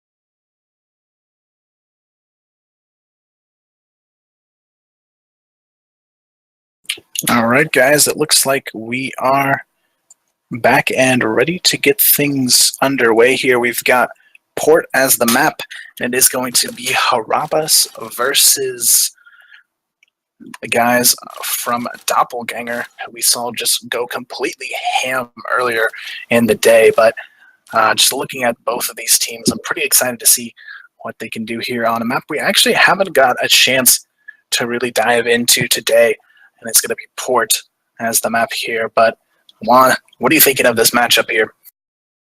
It's definitely going to be one of the best ones of the night, in my opinion. On Harabas, we did see Lek and them, and I believe Belmont was the other team member, doing some work, pretty much sharing the load there. But on Doppelganger, we did see the insane plays and skill level from Barrett, or not Barrett, I'm sorry, Too Strong and Hay. So we're definitely going to have to keep an eye out on those two guys. But I'm going to have to go ahead and give it to Doppelganger in 10-6. 10-6, the prediction there. I'd say actually somewhere along those lines sounds about right. I think depending on how dominant 6C continues to be, since they are starting on the global risk side, it could be even more severe if him and Hay can lock down sides as they were against Logo. They could potentially put themselves pretty comfortably here into the finals, but it's not to say that Harabas could not do the same here. We've seen some great things from them throughout the day so far. Their first match was very close, though. A 10-8 they were barely able to come out on top with, but nonetheless, they were able to seal the deal there, and maybe they could do it here as well. But it is going to be Port to decide the fate of both of these teams. Only one will walk away with a spot in the finals for today's event, but about to dive in and see who that will be. It's going to be on the global risk side first. We've got Doppelganger. On the blacklist side, it's going to be Harabas. So definitely I'd say just seeing those sides of the map, it is going to be a little bit favorable for the guys of Doppelganger, sorry, to get off on the. So looking at this map, though, I'm definitely expecting a lot from them on their global risk side, but it is still going to be a close one at that. Right now, though, guys, we're going to be loading right in and getting things started here for you on our first semifinal of the night. Let's do this. Starting things off, though, it is going to be a mid-push already coming out. 6C, no fear pushes, takes down M. That is going to be a huge statement to start off this game with, and Nana finds one in the B tunnels as well. Make that a double kill before going down to Sam's. This is not looking pretty to start things off for Harabas. The aggression and the raw aim from this roster just seems to be too much for teams to handle. And so far in the first round, they are already making that presence felt here. Now it's going to be Hay finding one. He pushes up A long and cleans things up in a very fast round to start this one off one. Yeah, I mean, just Okay, move out. overpowering dominance from them there. No fear, no respect, confidence. Pretty much anything that can spell disaster for the opposite team was just shown there by Doppelganger. Now we have Nana once again opening it up with a double kill here towards B. It's going to be a 1-for-1 trade, though, towards A. But now Nana finds another. That's his 5th kill in just 2 rounds. Zeus will be there to clean things up on A as 6 takes down Sam's, and it's looking like that 10-6 one could be a little bit more devastating than we thought. Let's do this. Yeah, I mean, 10-6 would be shooting for the stars from them from the performance we're seeing now. I mean, I guess it's just the story that we're seeing. Any team that Doppelganger goes up against, we kind of bear their team, their opponents a little bit better than what we think they are. But then they just blow them out of the water and we ruin our opinion about the opposite team. Position. And now it is already going to be down to it's you on 4, but now it's just going to be M all alone in a 1v3 as it's going to be Sam's going down. 6C once again doing some fancy footwork with that pistol in hand to shut things down. It's already going to be a 3-0 start here for them, and continuing forward, it's going to be interesting to see what Harabas can do to finally work around onto the board here. They desperately need one. They need to try and find that round fast, but right now they're going for a full push into B. This time, finally, they're only giving 1 kill over to Nana, but It's already going to be Barrett on the flank, finding one, but Bylog with a nice turnaround shot there will take him down, and finally things are looking good for Harabas here. The 3-on-2, all they have to do is hold on to this post plan, but Zuos and Hey, not an easy two players to be up against in this situation. They have to be careful, but Zuos, he doesn't check the corner, but the shot is missed. He turns around, gets the double kill before finally going down, and now it's going to be up to Hey and the 1v1 here, but he's stuck on the wall. CrossFire, why? At the worst time possible. He's going to be stuck on the wall. That's the round. The RNG gods have seemed to favor M, and that will be the round here. He can't move. He's stuck on the wall, and that's going to be it here, guys. The round going to Harabas because Hey can't move. You know what, man? You can't beat a team. Just have the game beat them for you.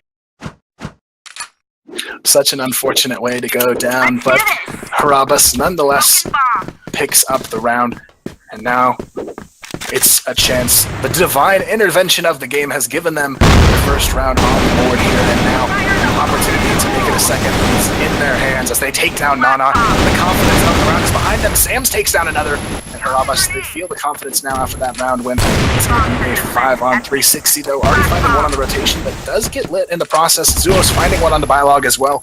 And things are starting to look a little bit scary here. 6C already hot on their tail. Lek finds one, and just like that is going to be the numbers held. But Zuos gets another, and now it's down to a 2-on-2 here. Zuos gets the double kill looking for Sams. It's going to be a 1-on-1 now. Both players low, but Sams with more HP, but doesn't hit the shot. Zuos gets the 1v2 to close this one out. And that's really what separates these two teams here. The confidence in these high-pressure situations from everyone on this roster has been just phenomenal so far. That's going to put it at 4-1 here, Juan. Yeah, I mean, Zuos with 9 rounds up on the, or not 9 rounds, 9 frags up on the board already, and giving himself a 4K that previous round. I mean, that round shouldn't even have gotten to that point. That round should have gone to the guys in Harabas, but when you start giving them too much respect after disrespecting them so much, you give them time to hit their shots, and they will not forgive you for it. Right now it is going to be 4-1, potentially 5-1 if they can push this round forward. Things still looking very, very good for Doppelganger here, but Hey, going to continue things forward. He takes down Bylog, and now it's just Sams and M looking for some sort of chance to bring this one back here. So far, it's just not going to happen for them.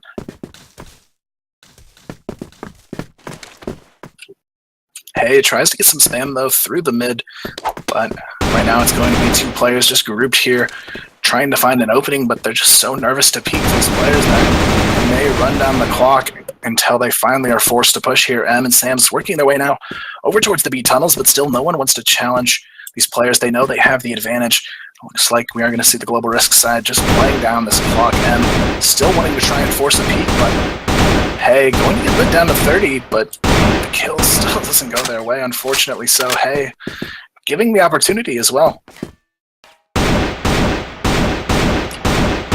now those Sams looking for the pick over towards B while M works over towards A, but it looks like they're just going to go for a full commitment here, maybe even into mid and split it up, but Sam's just playing so passive here. They're so scared to take any sort of aggressive challenge. They want the pick before they push, but Zuos and M, they go for the trade, but no one can seem to connect a shot here. These guys are playing way too passive, and with just 30 seconds left, they need to make their move here towards A, and they're going to be forced to do so. Zuos playing on the top of A, waiting for the peek, and Sams, he saw them. Why is he not prepared to check this? He's just not going to be prepared there, but he still hits the shot somehow. All alone, he will go down as Hey cleans things up nicely. That'll be a 5-1 lead already on the board, Juan. Yeah, Doppelganger just doing a really good job of holding it all down. Not trying to get too aggressive after those first couple rounds. Not losing any control, letting it slip out of their hand. Just taking it one step at a time. Doing a really good job of hitting their shots and playing together. You do see 6C start things off. He gets the shot there through the mid doors, but now here comes the execution on to A. It's going to be up to Zuos to lock this one down. Hey also supporting from the stacks, but 6C, they rotate back into mid, and once again he punishes them for doing so, hitting some nice shots with that Barrett so far today.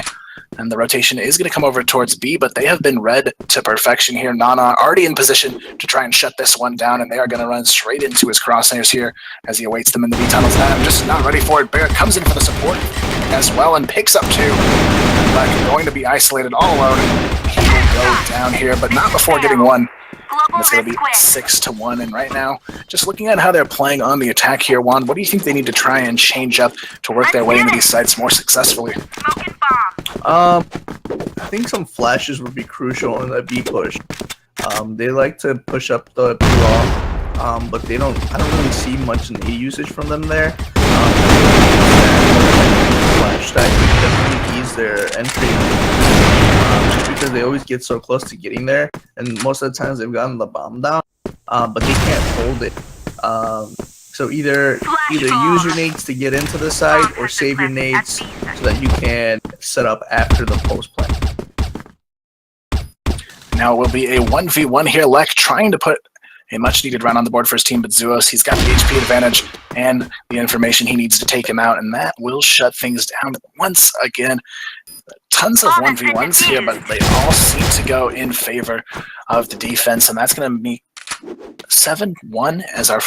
Wow, I didn't realize how far away it had already got from them. It's actually 7-1. Final round of this first half already. Just fast-paced rounds over and over, falling away from Harabas, and now more than ever, they need to try and put one on the round to close out the half, but we'll see if they can make that happen here. M looking for the exchange along. Zuos wanting to challenge, but knows how to play this nice and patiently, just peeking up to throw in that burst damage. But it is going to be 2 picks towards B. They successfully work their way in here, and they now have their chance at a round to close out the half. But 6C doing what he does best, finds one already on the rotation, just scouting from this back of spawn position. And now they do have an even number 3-on-3 retake, and it's going to be up to Hay leading the charge here from the B tunnels to find the next one. He's going to get the flick shot there. Sams goes down. Brilliant plays coming out from Hay, and that should close things down as Bylog is just not ready for the full-on throttle of these remaining players. And that's going to be an 8-1 half, and we may have just seen our first finalist shine there, Juan. Yeah, I mean, great awareness from Hay there, knowing he has to check his corner, and that little flick just adding a little bit of spice there, a little bit of Salt Bay right there, sprinkling the headshots onto them. Just an overall dominant performance from them again this half.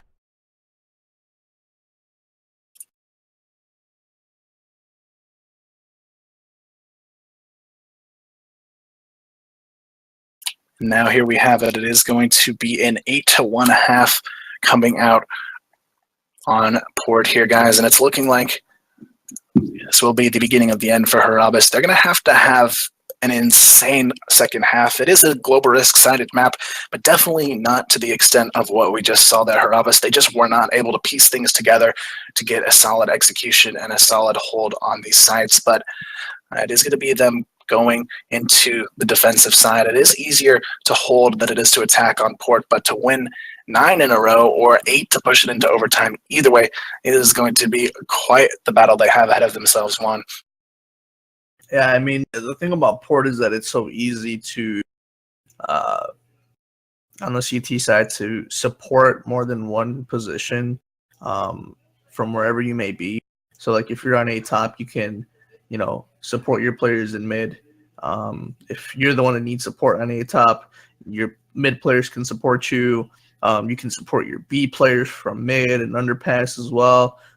So it's just the map allows you to have so many different styles of play on a CT side that it can make it so easy for you to readjust your position to come back harder the next round if you're struggling for whatever reason. But I mean, to be honest, with the way Doppelganger's playing, I think that also helps. It puts them in an advantage because the maps is so wide open for such a close map that it'll really help them and give them the advantage with the type of shots that they have and the type of shots they can hit.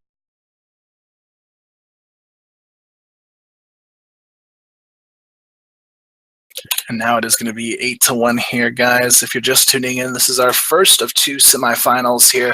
We've got Harabas versus the guys on Doppelganger who have been doing insane things so far, but Right now, it is going to be quite the uphill battle ahead. We're just waiting on. It looks like we have an issue with Sam's here that we're waiting to resolve, and then we'll be ready to go.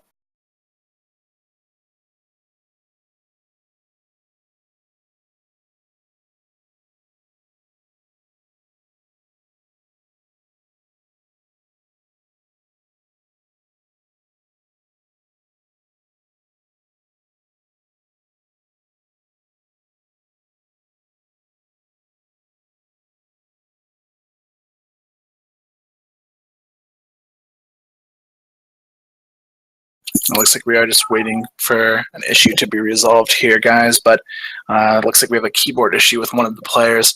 Hopefully we can get that resolved quickly, though, and we will be back into things in just a few short minutes, but it's actually going to be less than that. They're ready to go. They've got it, and we are ready to get things rolling here, guys. It's going to be 8-1 as we go into our second half of this semifinal on port here. Harabas looking for some sort of redemption as we go forward. They're going to be struggling to bring this one back, but it is still a doable situation here. They're just going to have to bring everything they've got in what could be their final half of this tournament today. So we'll see what they've got here, guys. But now it is going to be on the attack. The guys from Doppelganger, so dominant in the first half. We'll see if they can continue that forward. And it looks like they're just going to be pushing aggressively for the win here. They're going straight into the B tunnels. It is going to be a 2-for-2 trade, though. Barrett still holding things nicely with those entries, but they're actually going to back off after they grab the players and get this bomb that they actually left mistakenly so in their spawn. But 6C still looking to find a pick here. He's already pushed on the B alone. He finds the double kill, and finally Lek responds, but Zuos is there to trade this one out. And just like that, it's going to be match point on the table here after just some nice commitment there from 6C. His team went back to use the bomb, but what do you think about that aggressive decision there from him to push in there, Wand? That honestly opened up some options for him. All the other players rotated to B just to take him out. If he would have died, that would have been the information to let his teammates know that they could go case. So I mean, it was a win-win situation either way. And the fact that he got 2 nasty shots off of that and hit them just put the frosting on the cake for me. And now it is going to be M left in a 1v4, but M actually finds 2 kills here, but could be too little too late. The last-ditch effort going on to the table, but it's not going to matter. M will be shut down, and that is the game, 10-1. That's going to be taken for the awaiting team to meet them in the finals, but it will be these guys moving on there. It's going to be the Doppelganger squad working their way as our first finalists of the day. But definitely a huge shout out to both teams here. We saw some great effort put up from Harabas today, but unfortunately they won't be making it into the finals today. It's going to be Doppelganger after 2 great maps. They win 10-5 in their first match of the day, and then here against Harabas they win 10-1. Both incredible matches so far. It is going to be a challenge for whoever awaits them in the finals. So guys, we're going to throw it to a quick break. We will be right back with our next semifinal, where we've got Echo Aid coming off a 10-0 win. They're going to be taking on a very difficult team to go up against as well, though Witness, who won their first game 10-1, so 2 very strong map wins both teams coming off of for this next semifinal. Don't go anywhere. You won't want to miss it. We'll be right back, guys.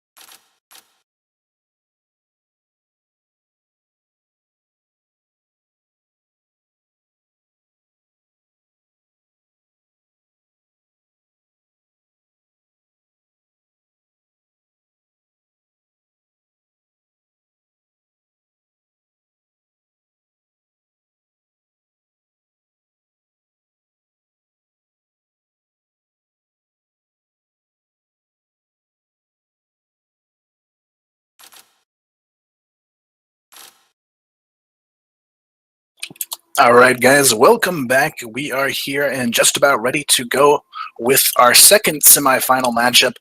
We've got, of course, Echo 8 here once again, but this time they are here to take on another more challenging lineup, I would say. It's going to be Witness going against Echo 8 here in our last semifinal. Looks like the map will once again be Port to decide who's going to go into the finals to face off against Doppelganger, who just won their semifinal 10. It's a difficult task ahead for whoever comes out on top in this situation, but nonetheless, guys, we're going to hop right into the action here. I'm not in the room.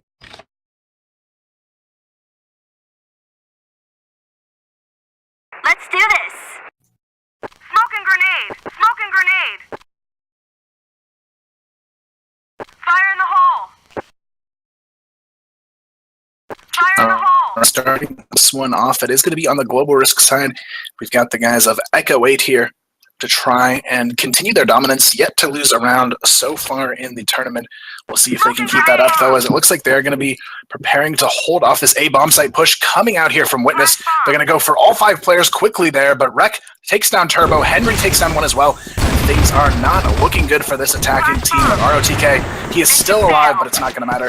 Stupid comes in to close this one out. This is going to be a very, very fast-paced first round, and things still looking solid for Echo 8 to maintain that dominance, even here in the semifinals.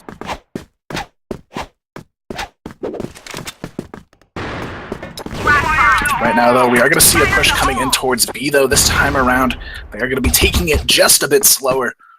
It's going to be Malona playing this A connector position, which could provide some vital insight on where they need to be rolling towards here with this bomb. But right now, this pressure across the map has been so key for the guys on the defense here from Echo 8. They've been doing a great job throughout the day of just maintaining map control on any map that comes their way. But right now, they have to be careful So it looks like the bomb is going to be creeping its way over towards B, but Aaron finds a pick here. That's going to be nice way to get things started here. Philip going to be spotted there as Stupid gets a nice shot through the wall. Won't take him down, but it doesn't matter. Superwoman gets the double kill. ROTK finally trades with the double kill, though. And now it's all about the hold here. ROTK and Malona both very low, but it's still a winnable round here. They just have to make sure they apply the pressure properly. But Aaron finds one on the rotation. That's going to leave Malona all alone, and it's looking like the defense may have done exactly what they need to respond. And they will be able to shut this one down 2-0 to start this one off here. Bomb has been defused. Right now, it is going to be 2-0.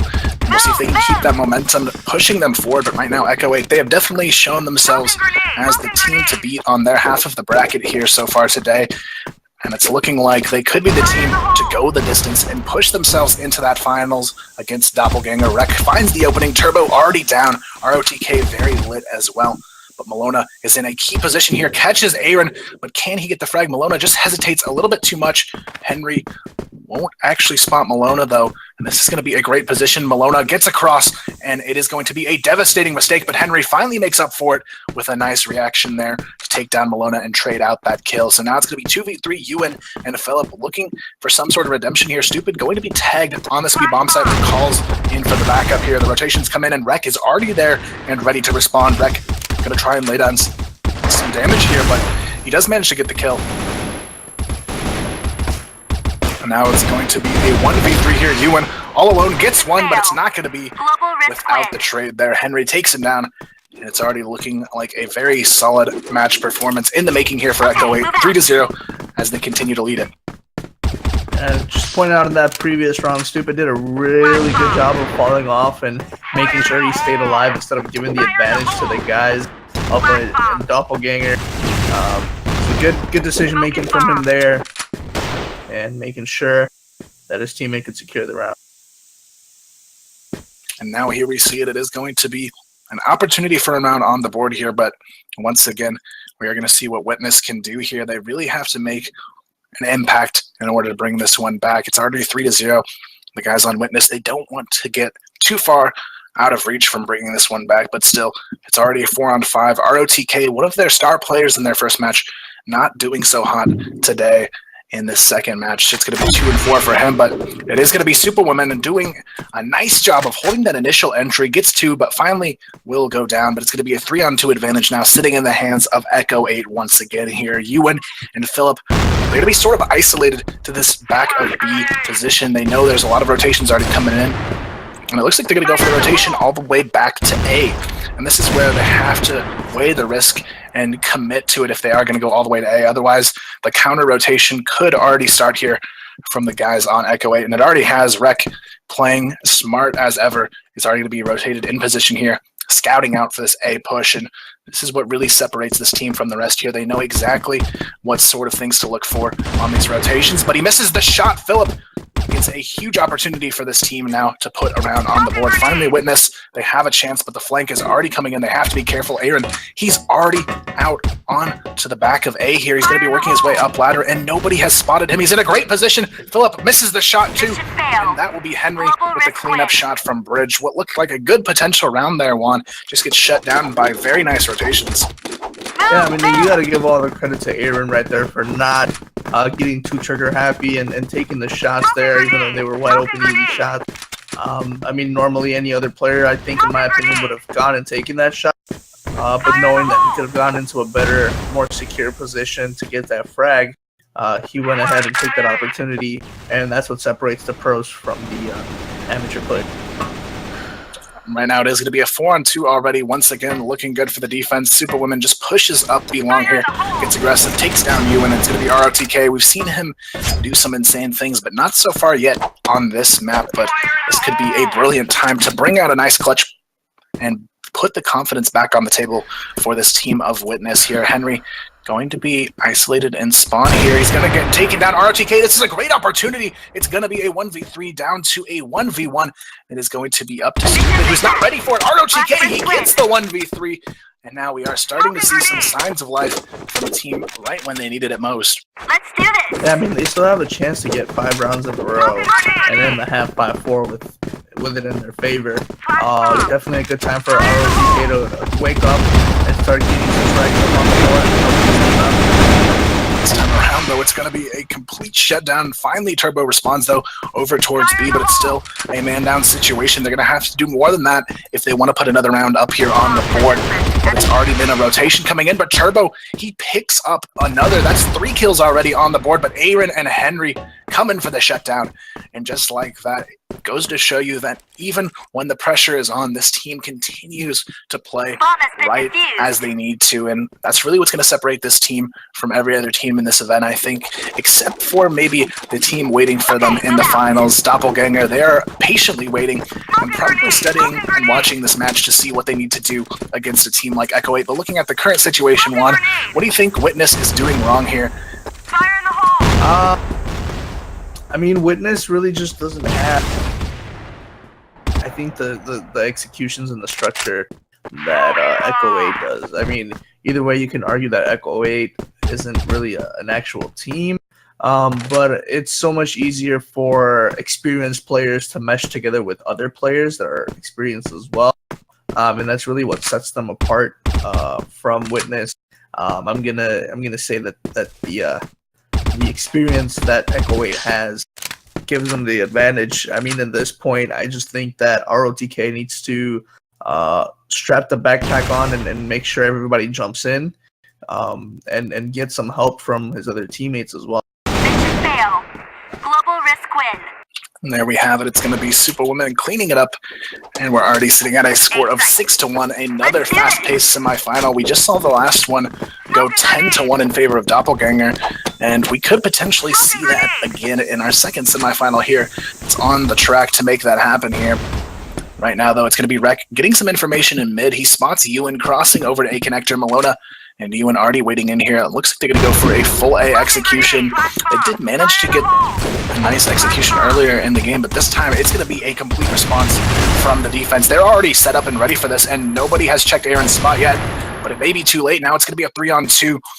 As Henry picks up his third, it's going to be a 1v3 for ROTK. We've seen him do it once, but he's going to have to do it yet again here to try and keep things within reach for his team. But Rek, he's ready for this. That's 1 for ROTK. Could he possibly do it again? He's not going to, though. That's Henry's 4th kill on the round. What a way to end it there on the round. 7-1 as we go into the final round of this half. Things still looking very grim for Team Witness.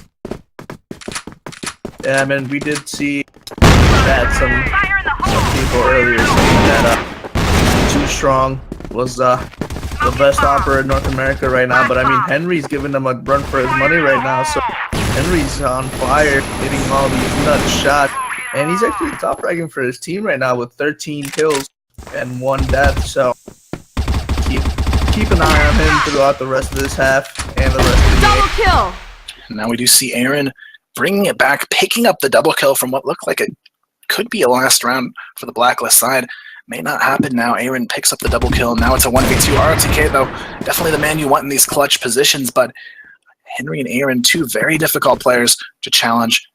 And Henry, he goes for the wide peak, but he misses the shot. This is a great opportunity. ROTK can take down both players in this 1-on-2. He just has to hit the shot on Henry, but Aaron playing the smart decision and groups up quickly with his teammate, knowing their situation, and once again just showing how these top-tier players play. Even when the pressure's on, it doesn't faze them. They take the 0.5-1. And now we see a very similar situation to what we just saw with Doppelganger in their match. Yeah, I mean, the thing is, like, you usually want to try and find the weakness in the opposite team's setup or a weakness in one of the players. And the thing is, with the way Echo 8's playing right now, it's really, really hard to find a weakness. I mean, usually that's one of the most famous quotes is you're only as strong as your weakest player. And there's no weak player in Echo 8 right now. It's really hard for Witness and any other team that plays him right now to find a crack to create a hole in the wall. And if they keep playing like this, it's impossible for anybody to beat them right now. It's looking like they may have sealed the deal on putting themselves here into the finals, but Okay, move out. let's not sell the other team short just yet. They still have this opportunity. It's just going to be a very, very difficult one to bring back here, but on the attack, it is going to be 8-1 in favor of the guys on Echo 8 here, looking to close themselves out of this semifinal quickly as they started it. And right now it is going to be some aggression here over towards B, but no commitment just yet. Aaron leading the charge, trying to get some intel, just pre-firing through these windows, trying to find a player to catch off guard, but there is the smoke from the cross, but still no commitment from the bomb. It's going to be a 1-for-1 trade, though. Turbo takes down one, is stupid. Instead to take down Philip, but Ewan gets one, but Henry there to trade, and this is what shows the patience of this team. Echo 8 here, they're always there to trade and make an impact here, but this time around, Turbo, he's going to find a second frag, and now it's up to Stupid and Henry to close this one out, and things are looking a bit better for the defense. ROTK finds one as well. It's going to be up to Henry and a 1-on-3, but he misses the shot onto ROTK, and that's going to be a nice way to start this one off and keep the dream alive. Move out now. If you guys are just tuning in, we are in the second half of our match here in the semifinals. It's going to be Echo 8 leading this one 8-2, but it's not over just yet. Witness, they started off on the right foot here in the second half, but they still have their work cut out for them. They're going to have to bring everything they've got to make an impact here and bring this one to potentially a tie or win scenario. Right now, it is going to be a grouping over here towards B. It looks like Echo 8 is ready to attack and go in for the execution here. They've got 4 players grouped up. Now they've got 5. They're ready to go in. Here comes the execution. It's going to be Bologna finding the double kill, but Rek, he's going to have to do more than that to keep it going. He gets the double kill, and it's going to be a nice trade to keep the ball rolling here. Ewan finally comes in, though, and takes down Henry. It's going to be all on Superwoman and Rek to win this one out. Rek is still looking for more here. Rek finds a 3rd kill. He sees Ewan as well, but doesn't get the 4th. He'll be taken down, and that's another solid round up on the board for the defense here as they continue to hold on one. Move. Yeah, I mean, Witness is doing a really good job of hanging on, but a little bit of thread that they have left on there. I mean, just overall good shutdowns from them, not letting themselves get overwhelmed, and reading Echo 8 pretty well right now. Now it's going to be up to them to continue that forward. As they do, though, ROTK finds the opening pick there. Stupid goes down, and it is going to be a 5-on-4 advantage once again to start this one off. But Aaron going to spot Ewan there through the window crack, but doesn't get the shot to connect quite in full. But Henry's going to push through and get the trade, and there you have it. It is going to be 4-4, but Turbo takes down Henry, so things still sitting 1 player up in favor of the defense. But just as I say that, it's going to be Superwoman trading over towards B, but still they maintain these 1v1 trades. That's going to give them that man advantage, but Aaron, he's already crept up into a perfect position. Philip, he's not ready for it. He goes down. Aaron, he's looking for more. He gets the double kill. Rek cleans it up. Just like that, we see a very solid round from, of course, the 2 set to destroy players doing what they do best in those high-pressure situations. Yeah, I mean, highlighting Aaron's patience there. You know, not letting the unfavorable situation let him crumble as they were slipping, letting that round slip through their hand. Took his time, knew that someone was going to rotate from the B side onto the A side, and just waited for him to line up with his crosshair and get the shot. And now here we have it, guys. They're pushing forward to the match win here. They're on match point already, but it is going to be a 3-on-3. Anyone can take it, but Superwoman is very low, so the HP advantage does sit slightly in favor of the defense, but don't let that make you doubt these guys on Echo 8 for any minute, as they have shown us time and time again, no matter what HP they have, they can be crucial and key impact players in these situations. So right now, the bomb going to be working towards A, but the defense has stacked B. This is a huge misread coming out from the defense, and now they have already realized their mistake. They have to recover now a completely controlled A bomb site to try and keep the dream alive and hope for overtime here. But Aaron, Stupid, and Superwoman, they've already locked this one down. They want the win. They have the fire in their eyes to try and make it happen, but Turbo, he's already working his way through the global risk spawn, trying to find this pick. ROTK creeping his way up, but he does have a sniper in hand, making this a very difficult retake. But Aaron, he's been spotted on A top. Turbo takes him down. Superwoman gets 1 before going down. It's all going to be on Stupid, 1 versus 2, but there's only 15 seconds. All he has to do is stall the timer, but he misses the shot. ROTK picks up 2, and once again, they keep it alive. Bomb has been defused.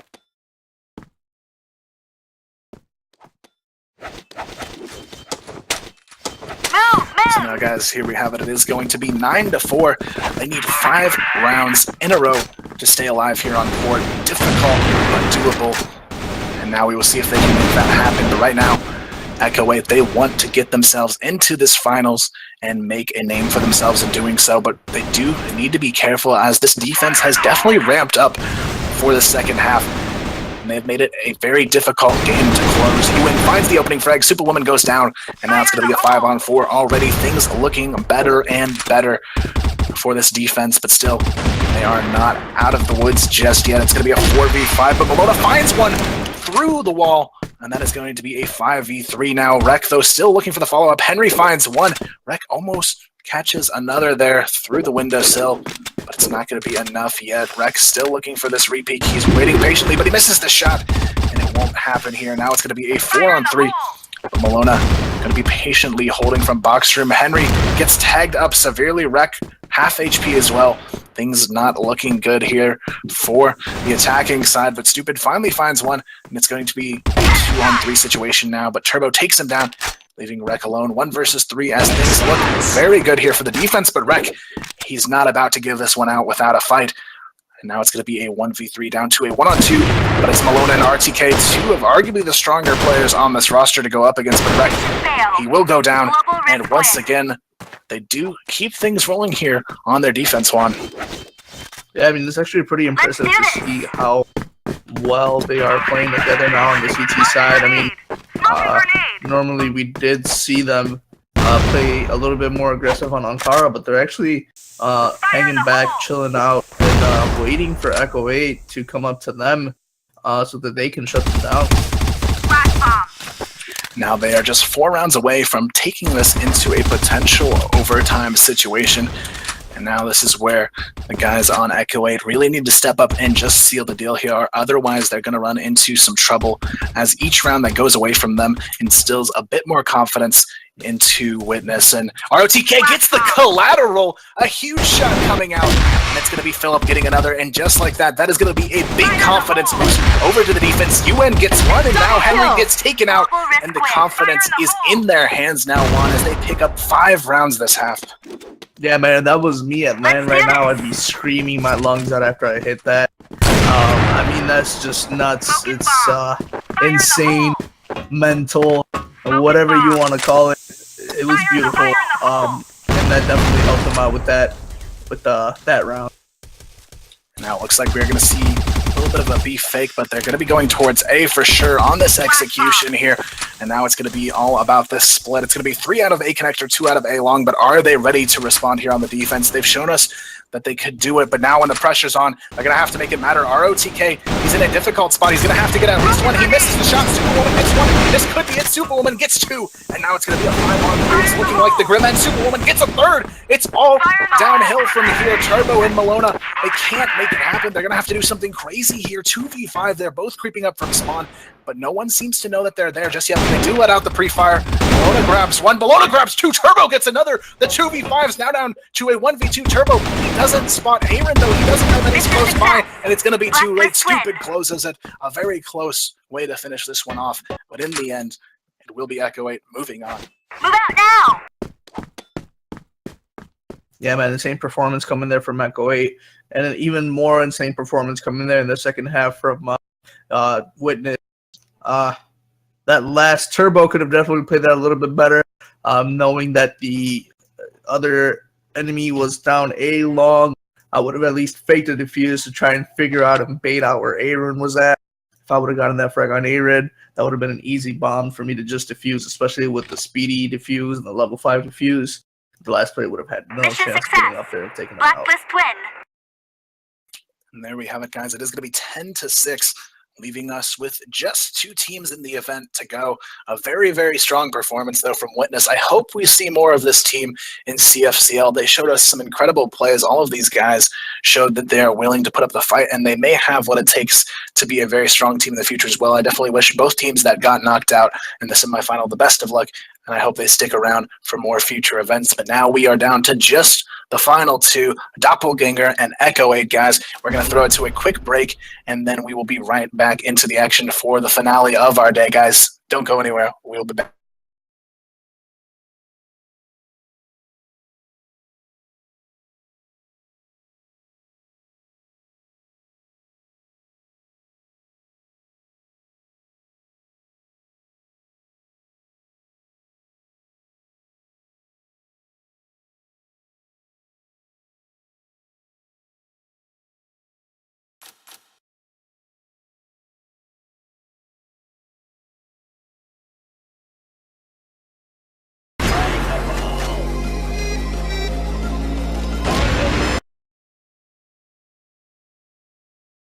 International again for NA. Awesome. Good luck. And do you have any advice for current or even future Crossfire players? The biggest advice I would get is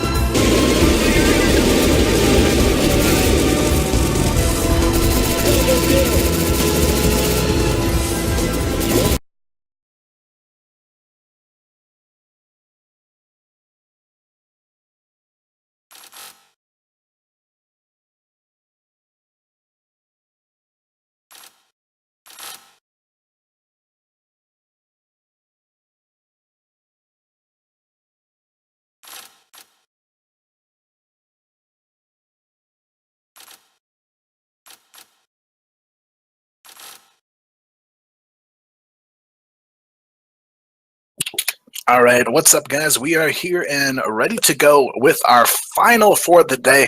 We've got the guys from Echo 8 going against Doppelganger.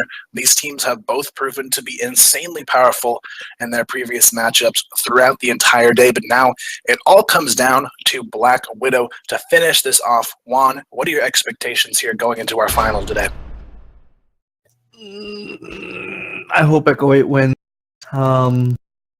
I mean, I don't know. I just want a good match in general, and I honestly think this is going to be it. I'm just saying I want Echo 8 to win just because, in my mind, they're the ones that should win, excuse me. But, I mean, Doppelganger's got, everything in their favor as well to shut them down, so we'll see. I definitely think this is going to be a map that's going to come down to this lane control from 6. See if he can do it as he did on Ankara earlier. Could be a difficult task ahead, but it looks like they're not going to give him an opportunity to play the long lane. It's going to be Echo 8. They're already storming into the B-bomb site. Fred and Stupid both looking for kills, but 6C, he's already rotated. He takes down one. Aaron comes in for the trade, but 6C goes down to Superwoman, and now Aaron gets another through the box, and that's going to be a triple kill. Things just looking terrible to start this one off the defense. They had a great start on that initial pick, but Aaron is definitely come here to win today, Juan. Yeah, I mean, Aaron's performance has been consistent throughout the whole tournament. And I mean, that might be playing psychological effect on Doppelganger, knowing that they're probably some of the most recognized players in the game. They might be feeling some fear right now in their boots. And it might be causing them to try and play a little bit too cautious. And like I said before, giving too much respect causes them to hit easy shots. And creates easier opportunities for the opposite team. Right now, it's going to be a 4. Nana, though, still in winnable position. Aaron and Stupid are both very low. It's not something that they can take lightly out of these remaining players' lives, but Nana, he's going to have to be very careful here. Henry still has 100 HP as well, and that sniper locked onto the window, but it doesn't matter. He hits the shot, and that's going to be a 2-0 start, and what could be a very rude awakening here for the side of Doppelganger. They haven't really played anyone who can challenge them in this way so far in the tournament, but it's now up to them to respond here. It's going to be 2-0, and once again, we see them ignoring the lanes and going for the safe play towards B. They know they don't want to challenge 6C on the lanes, and that's just some brilliant calling, but Nana, he's ready. He gets the triple kill. Nana, he gets the quadra kill. It's almost there. He can get the ace here, guys. It's going to be the potential to do so, but Barrett cleans it up. What a hold there from Nana. Yeah, man. Insane plays coming back to back. Aaron first off with 3K earlier this match. Now you got Nana with nuts 4K. Ladies and gentlemen, if you haven't grabbed your popcorn yet, get it done before the match is over, because it looks like this might be a quick one.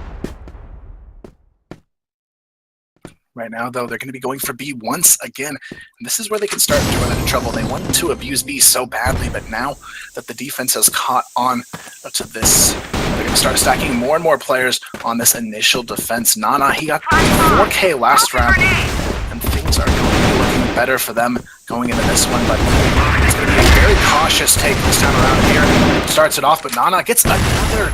He's already sitting on 6 frags, and nobody can cross this man without dying. The bomb is going to be down. Stupid goes down to Nana as well. No one can touch this man, and he's going to be sitting on his 7th frag of the match so far. It's still playing safely outside the double doors, and now it's going to be about how they want to execute on this plant. It's going to be Aaron grabbing one, but that'll be it before he has to fall back. But Nana going to spot right there, but it's Zuos going down, but Nana goes down. Rek with a nice double kill, and now it's going to be Hey all alone in a 1v2, but it doesn't matter. Rek gets the triple kill, and that's going to be a huge statement to shut things down. Let's do this! Smoking grenade! Smoking If you guys are grenade! just tuning in, this is the grand final here of the day. We've got Doppelganger taking on Echo 8 Fire in the hole! for our Raiders Esports Center open LAN event here. It's going to be Superwoman trading off onto Hey to start this one off. 4v4. Looks like we're going to see an aggressive play over towards Catwalk. Nade's going down. 1-for-1 trade again, but Rek comes out on top of the situation. Takes down Zuos. Aaron gets his second of the round. And now it's going to be 6C all along. We've seen him do some crazy things, but not against these tier of players. It's just not going to happen. Aaron gets the shutdown and his third frag. Aaron sitting as the man of the hour still. You can't disregard him with that 10-2 scoreline. Yeah, I mean, the guys on the Doppelganger side, for some reason, all of a sudden they're struggling to hit shots, aside from Nana.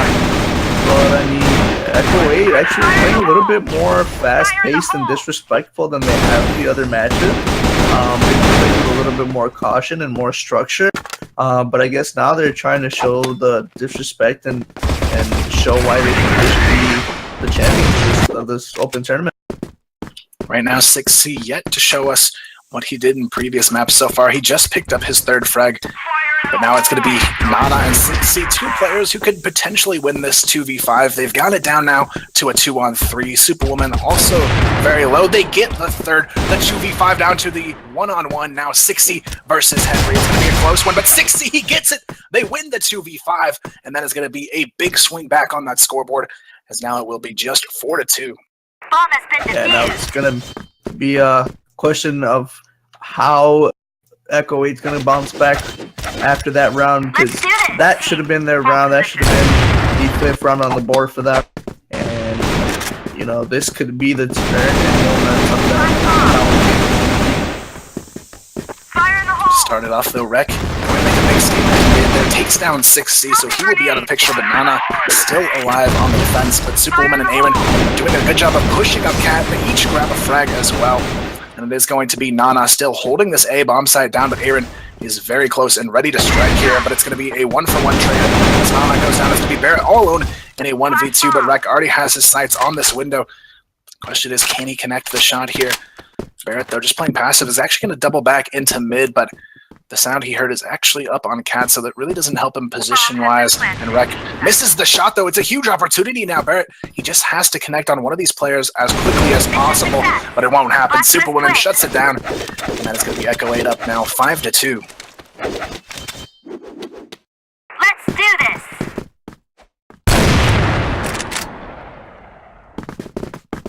Flash bomb! Starting this one off, though, it's going to be a nice flash coming out A long here.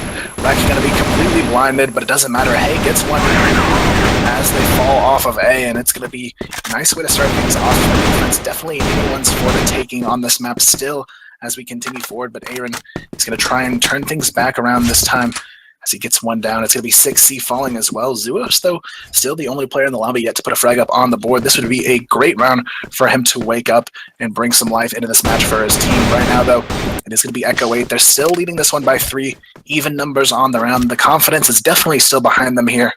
It's going to be up to Nana, though, to hold off this A peak here. Aaron, he is eagerly trying to get it. He gets taken down, though. Brilliant headshot. Nana is going to hold this one off, and now it's going to be a 4-on-3. A great entry, though, coming in there for the Global Risk side. But now he's going to run into some trouble. He gets the second, but finally goes down to Henry, and now it'll be a 3v2 number. Still sitting in favor of the defense, but B is somewhat exposed. It's going to be up to Hey to hold off the initial push here, but he can't make it happen. But Barrett is already on their tails as he picks up one, and he's going to try and get another here from the double doors. And now it is going to be up to this flank, though. Zuos, he's in a pretty difficult spot here. Henry is very exposed, though, and he gets the trade. Zuos getting his first frag of the match right at a crucial point there as well.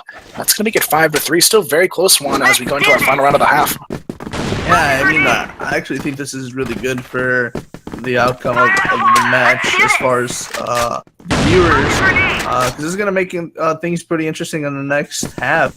I mean, not that wide of a margin between the both teams, so next half is going to have to be balls to the walls in order to see who can win. So now we have 6C picking off Aaron as well. That's going to be the heavy fraggers off the table now. It's going to be up to Henry, but to make something happen, which he does. He takes down 2 players. It's going to be Stupid getting one as well. And just like that, the 3v5 has turned into a 3-on-2 completely in their favor. Nana and Zuos looking for the retake, but Zuos, he's going to have to be the key impact here. He's got a nice position from window to try and catch the player off guard, but Nana's down. And this is not looking pretty here. It could be a 6-3 half still for the guys on Echo 8. Zuos is going to have to come up huge in order to grab this 4th round. He does manage to get a nice kill there through the double stack, but with just 17 HP, he's going to be caught in a crossfire here, and Henry will be the one to take him down with his 3rd kill of the round. A great way to sign off a half. That's going to be 6-3.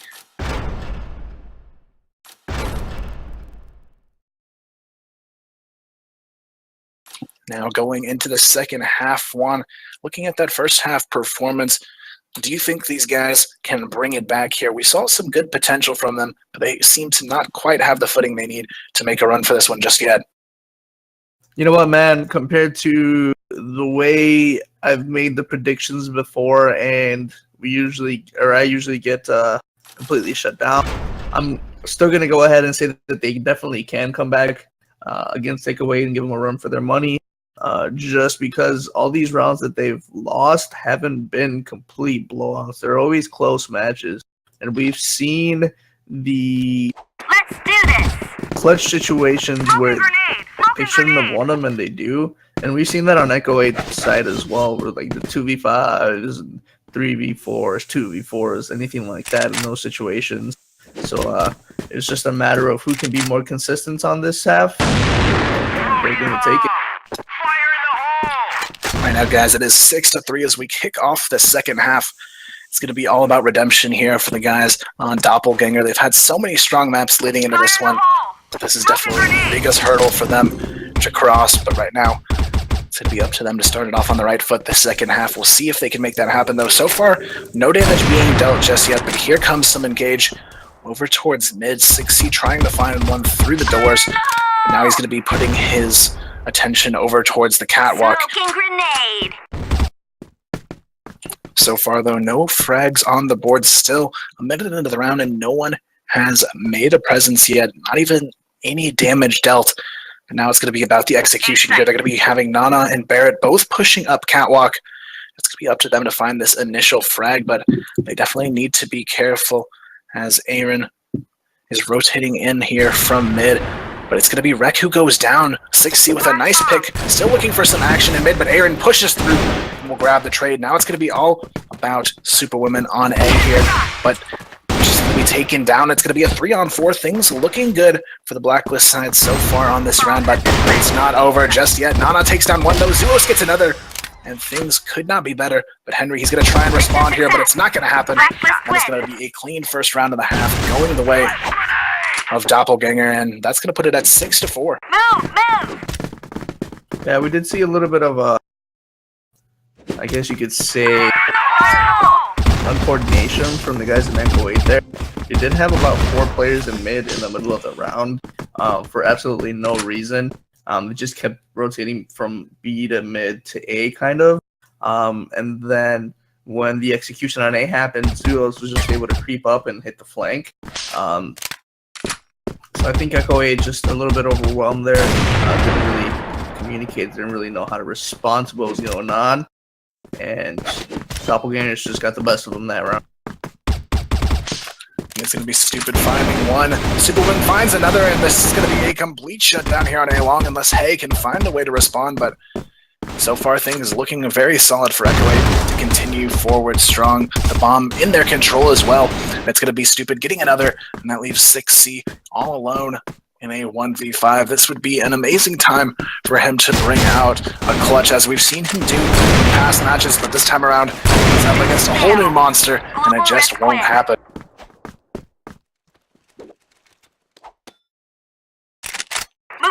that will put it at 7-4 overall. So just 3 rounds left, guys, for these guys on Echo 8 to walk home with the win today. And they're definitely on track to do so. Henry starts things off. He takes down Hay, and now it's going to be a 5v4. Zuos, Nana, Barrett, and 6C left in this situation. They're going to have to bring out the big plays here and now.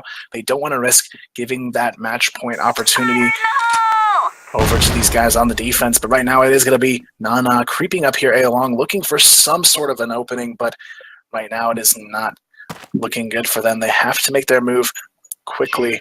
Time is starting to run out.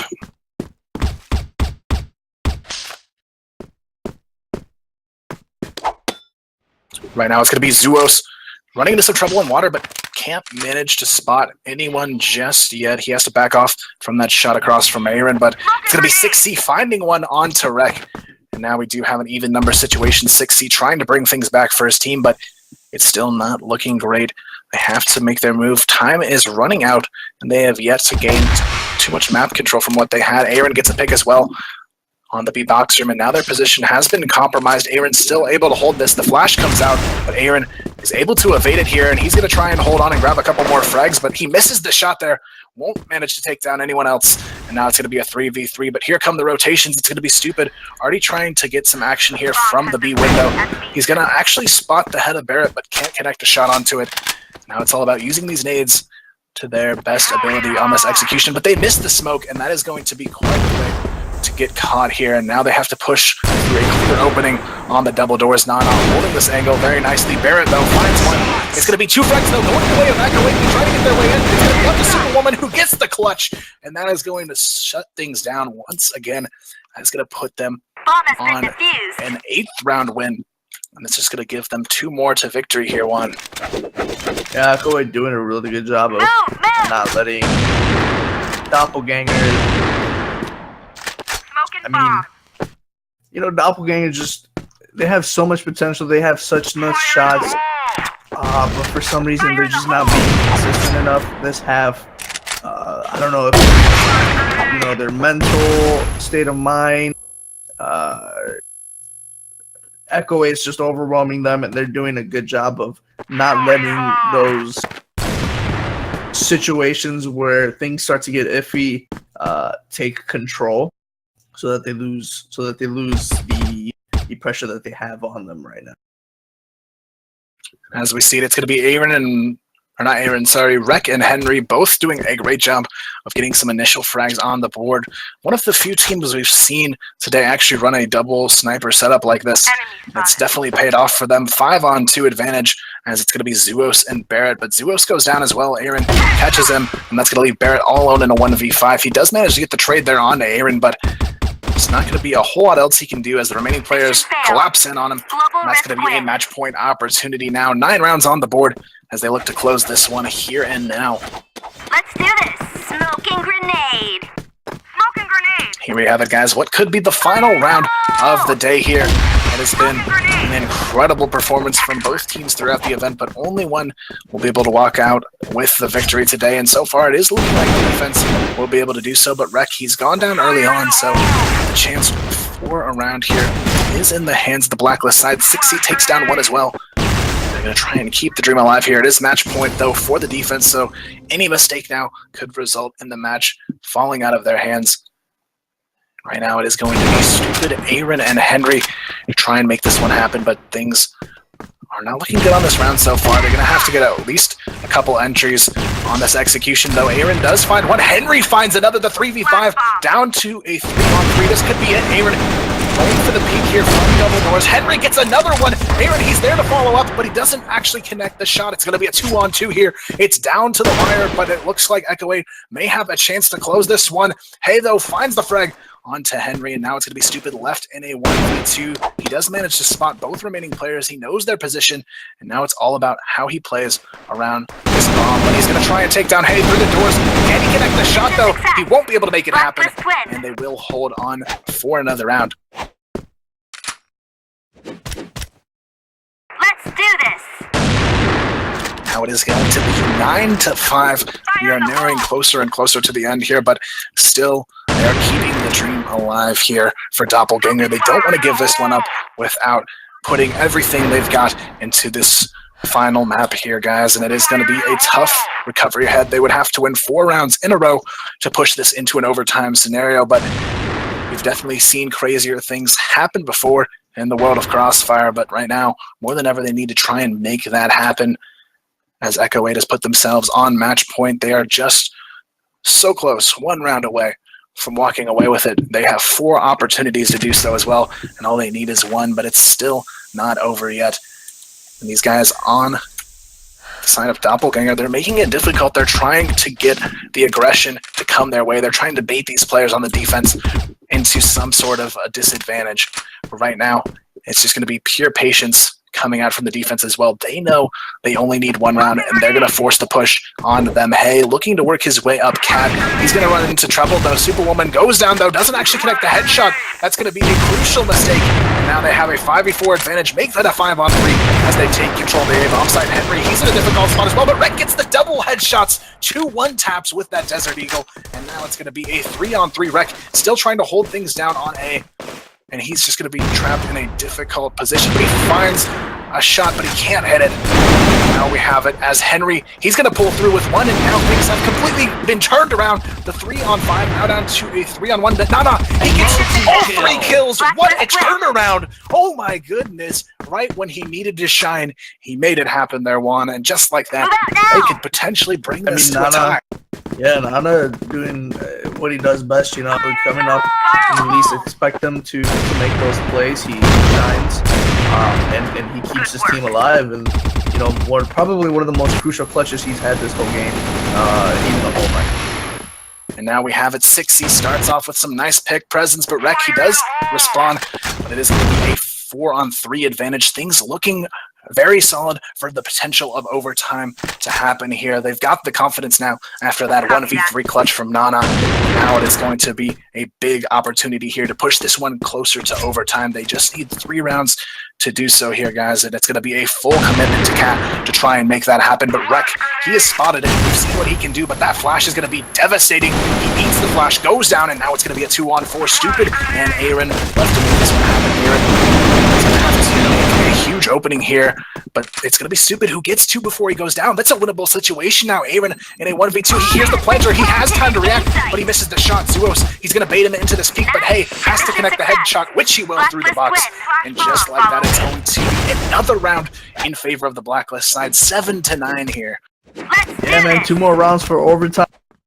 Like I said, the Doppelganger guys can definitely make it happen, and they're closer to it than they actually think they might be.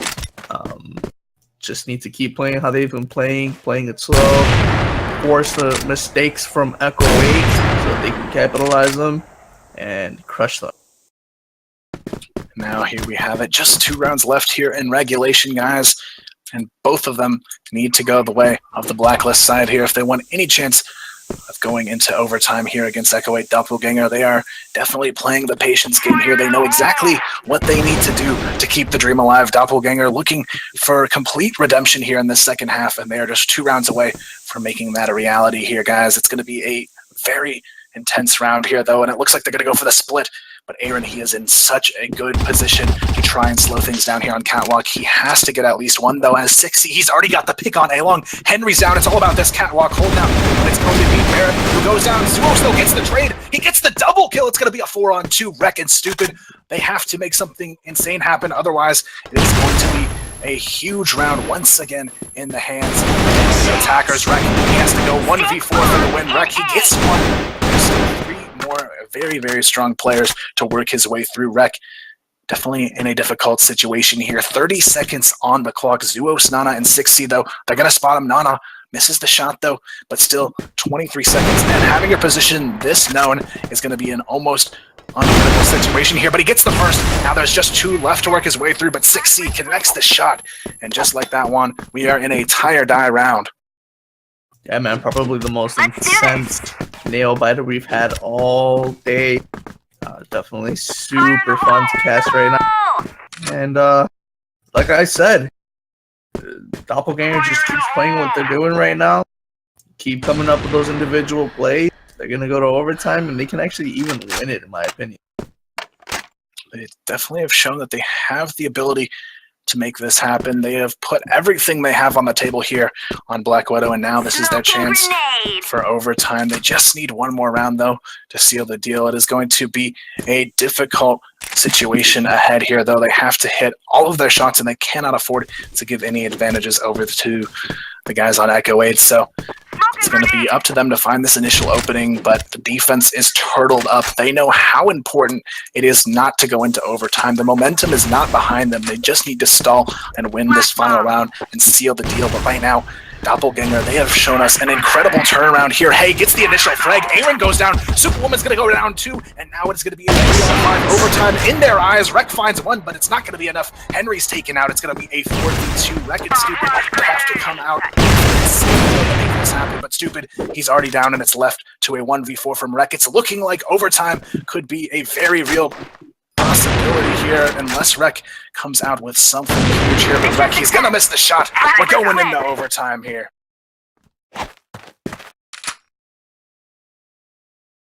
Okay, move out.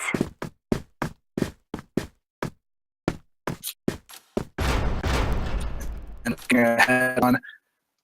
What do you expect after that? I mean, it looked like Echo 8 so clearly had that opportunity to win, but now we're going right into overtime. Yeah, I mean, so Echo 8 definitely decided to get off the driver's seat, let Doppelganger take a drive for a bit. But unfortunately, they didn't let them. They let him take it a little bit too far. Now what we need to see is for Echo 8 to snap out of it. Doppelganger just needs to keep playing slow, keep forcing those mistakes, like I said earlier. But Echo 8 needs to change it up, and I think for them, their change of pace would be playing a little bit more aggressive, trying to get the early information, and trying to get that early advantage. Now, guys, without further ado, we're going to our situation. If you don't know how overtime works in CrossFire, it is 3-round halves, and it's going to be 1st to 4, so 6 rounds in total. The first team to grab 4 rounds will be your winners. If no team grabs 4 rounds, they'll be tied at 3 to 3, and we will go into what's called the golden round, which is 1 round to decide everything, which is potentially a situation we could find ourselves in here. And what a way to end a LAN event that would be.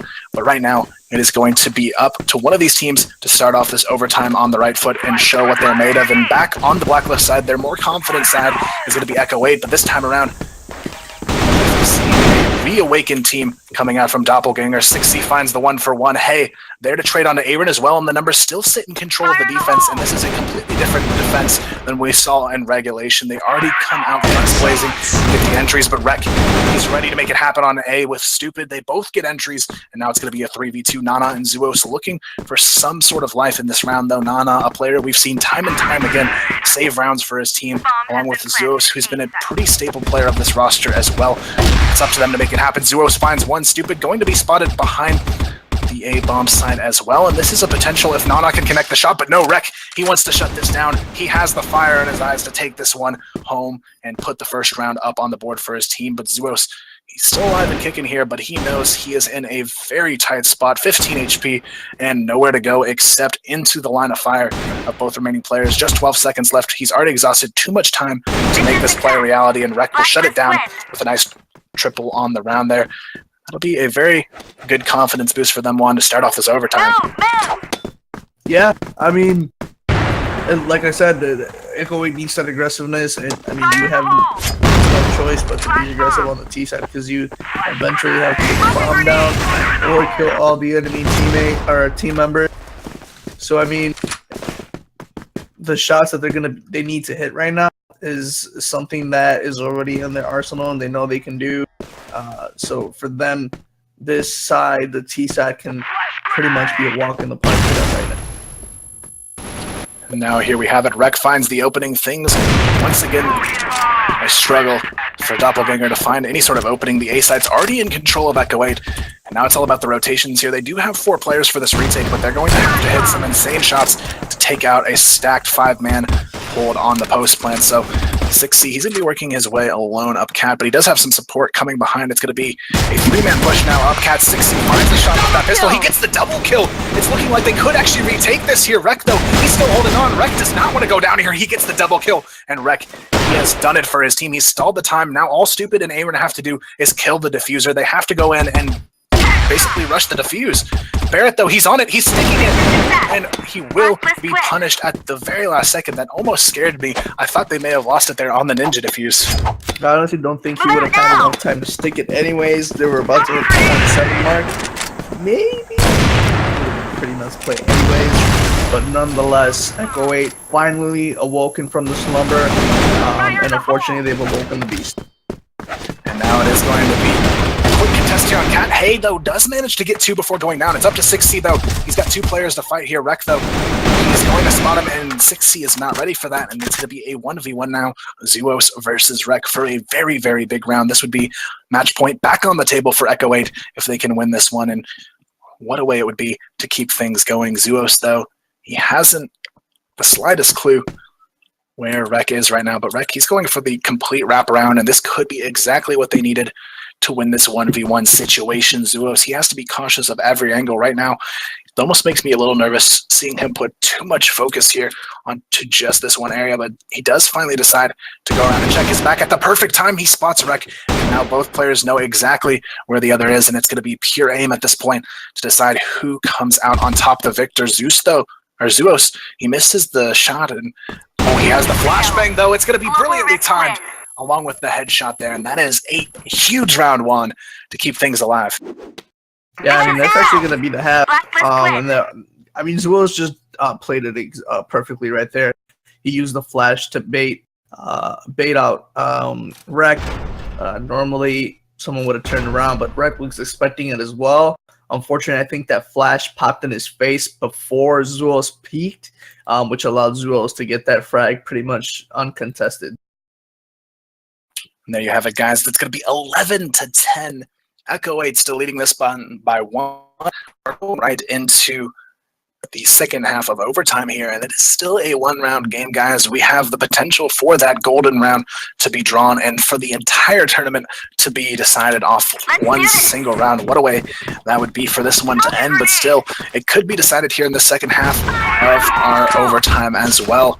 Right now, it is still going to be a 2-1 lead in overtime for the guys on Echo 8, but we are going into the more difficult half for them as well, so it could go either way at this point, but right now it's going to be all about this first round to get the ball rolling. This could put them on match point to start off the second half, but they're going to have to be very strong here, and Barrett spots Rek, does a tad of damage.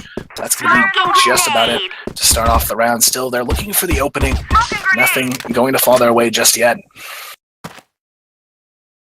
Right now, though, it's going to be Zuos with the bomb in hand all alone, creeping up towards B, and this is a pretty interesting decision. It looks like they're going to let him sort of work this on his own, but he does manage to back off here as Nana gets the frag onto Cat, and that's going to be Stupid going down, and this could be the potential to tie it at 11 here.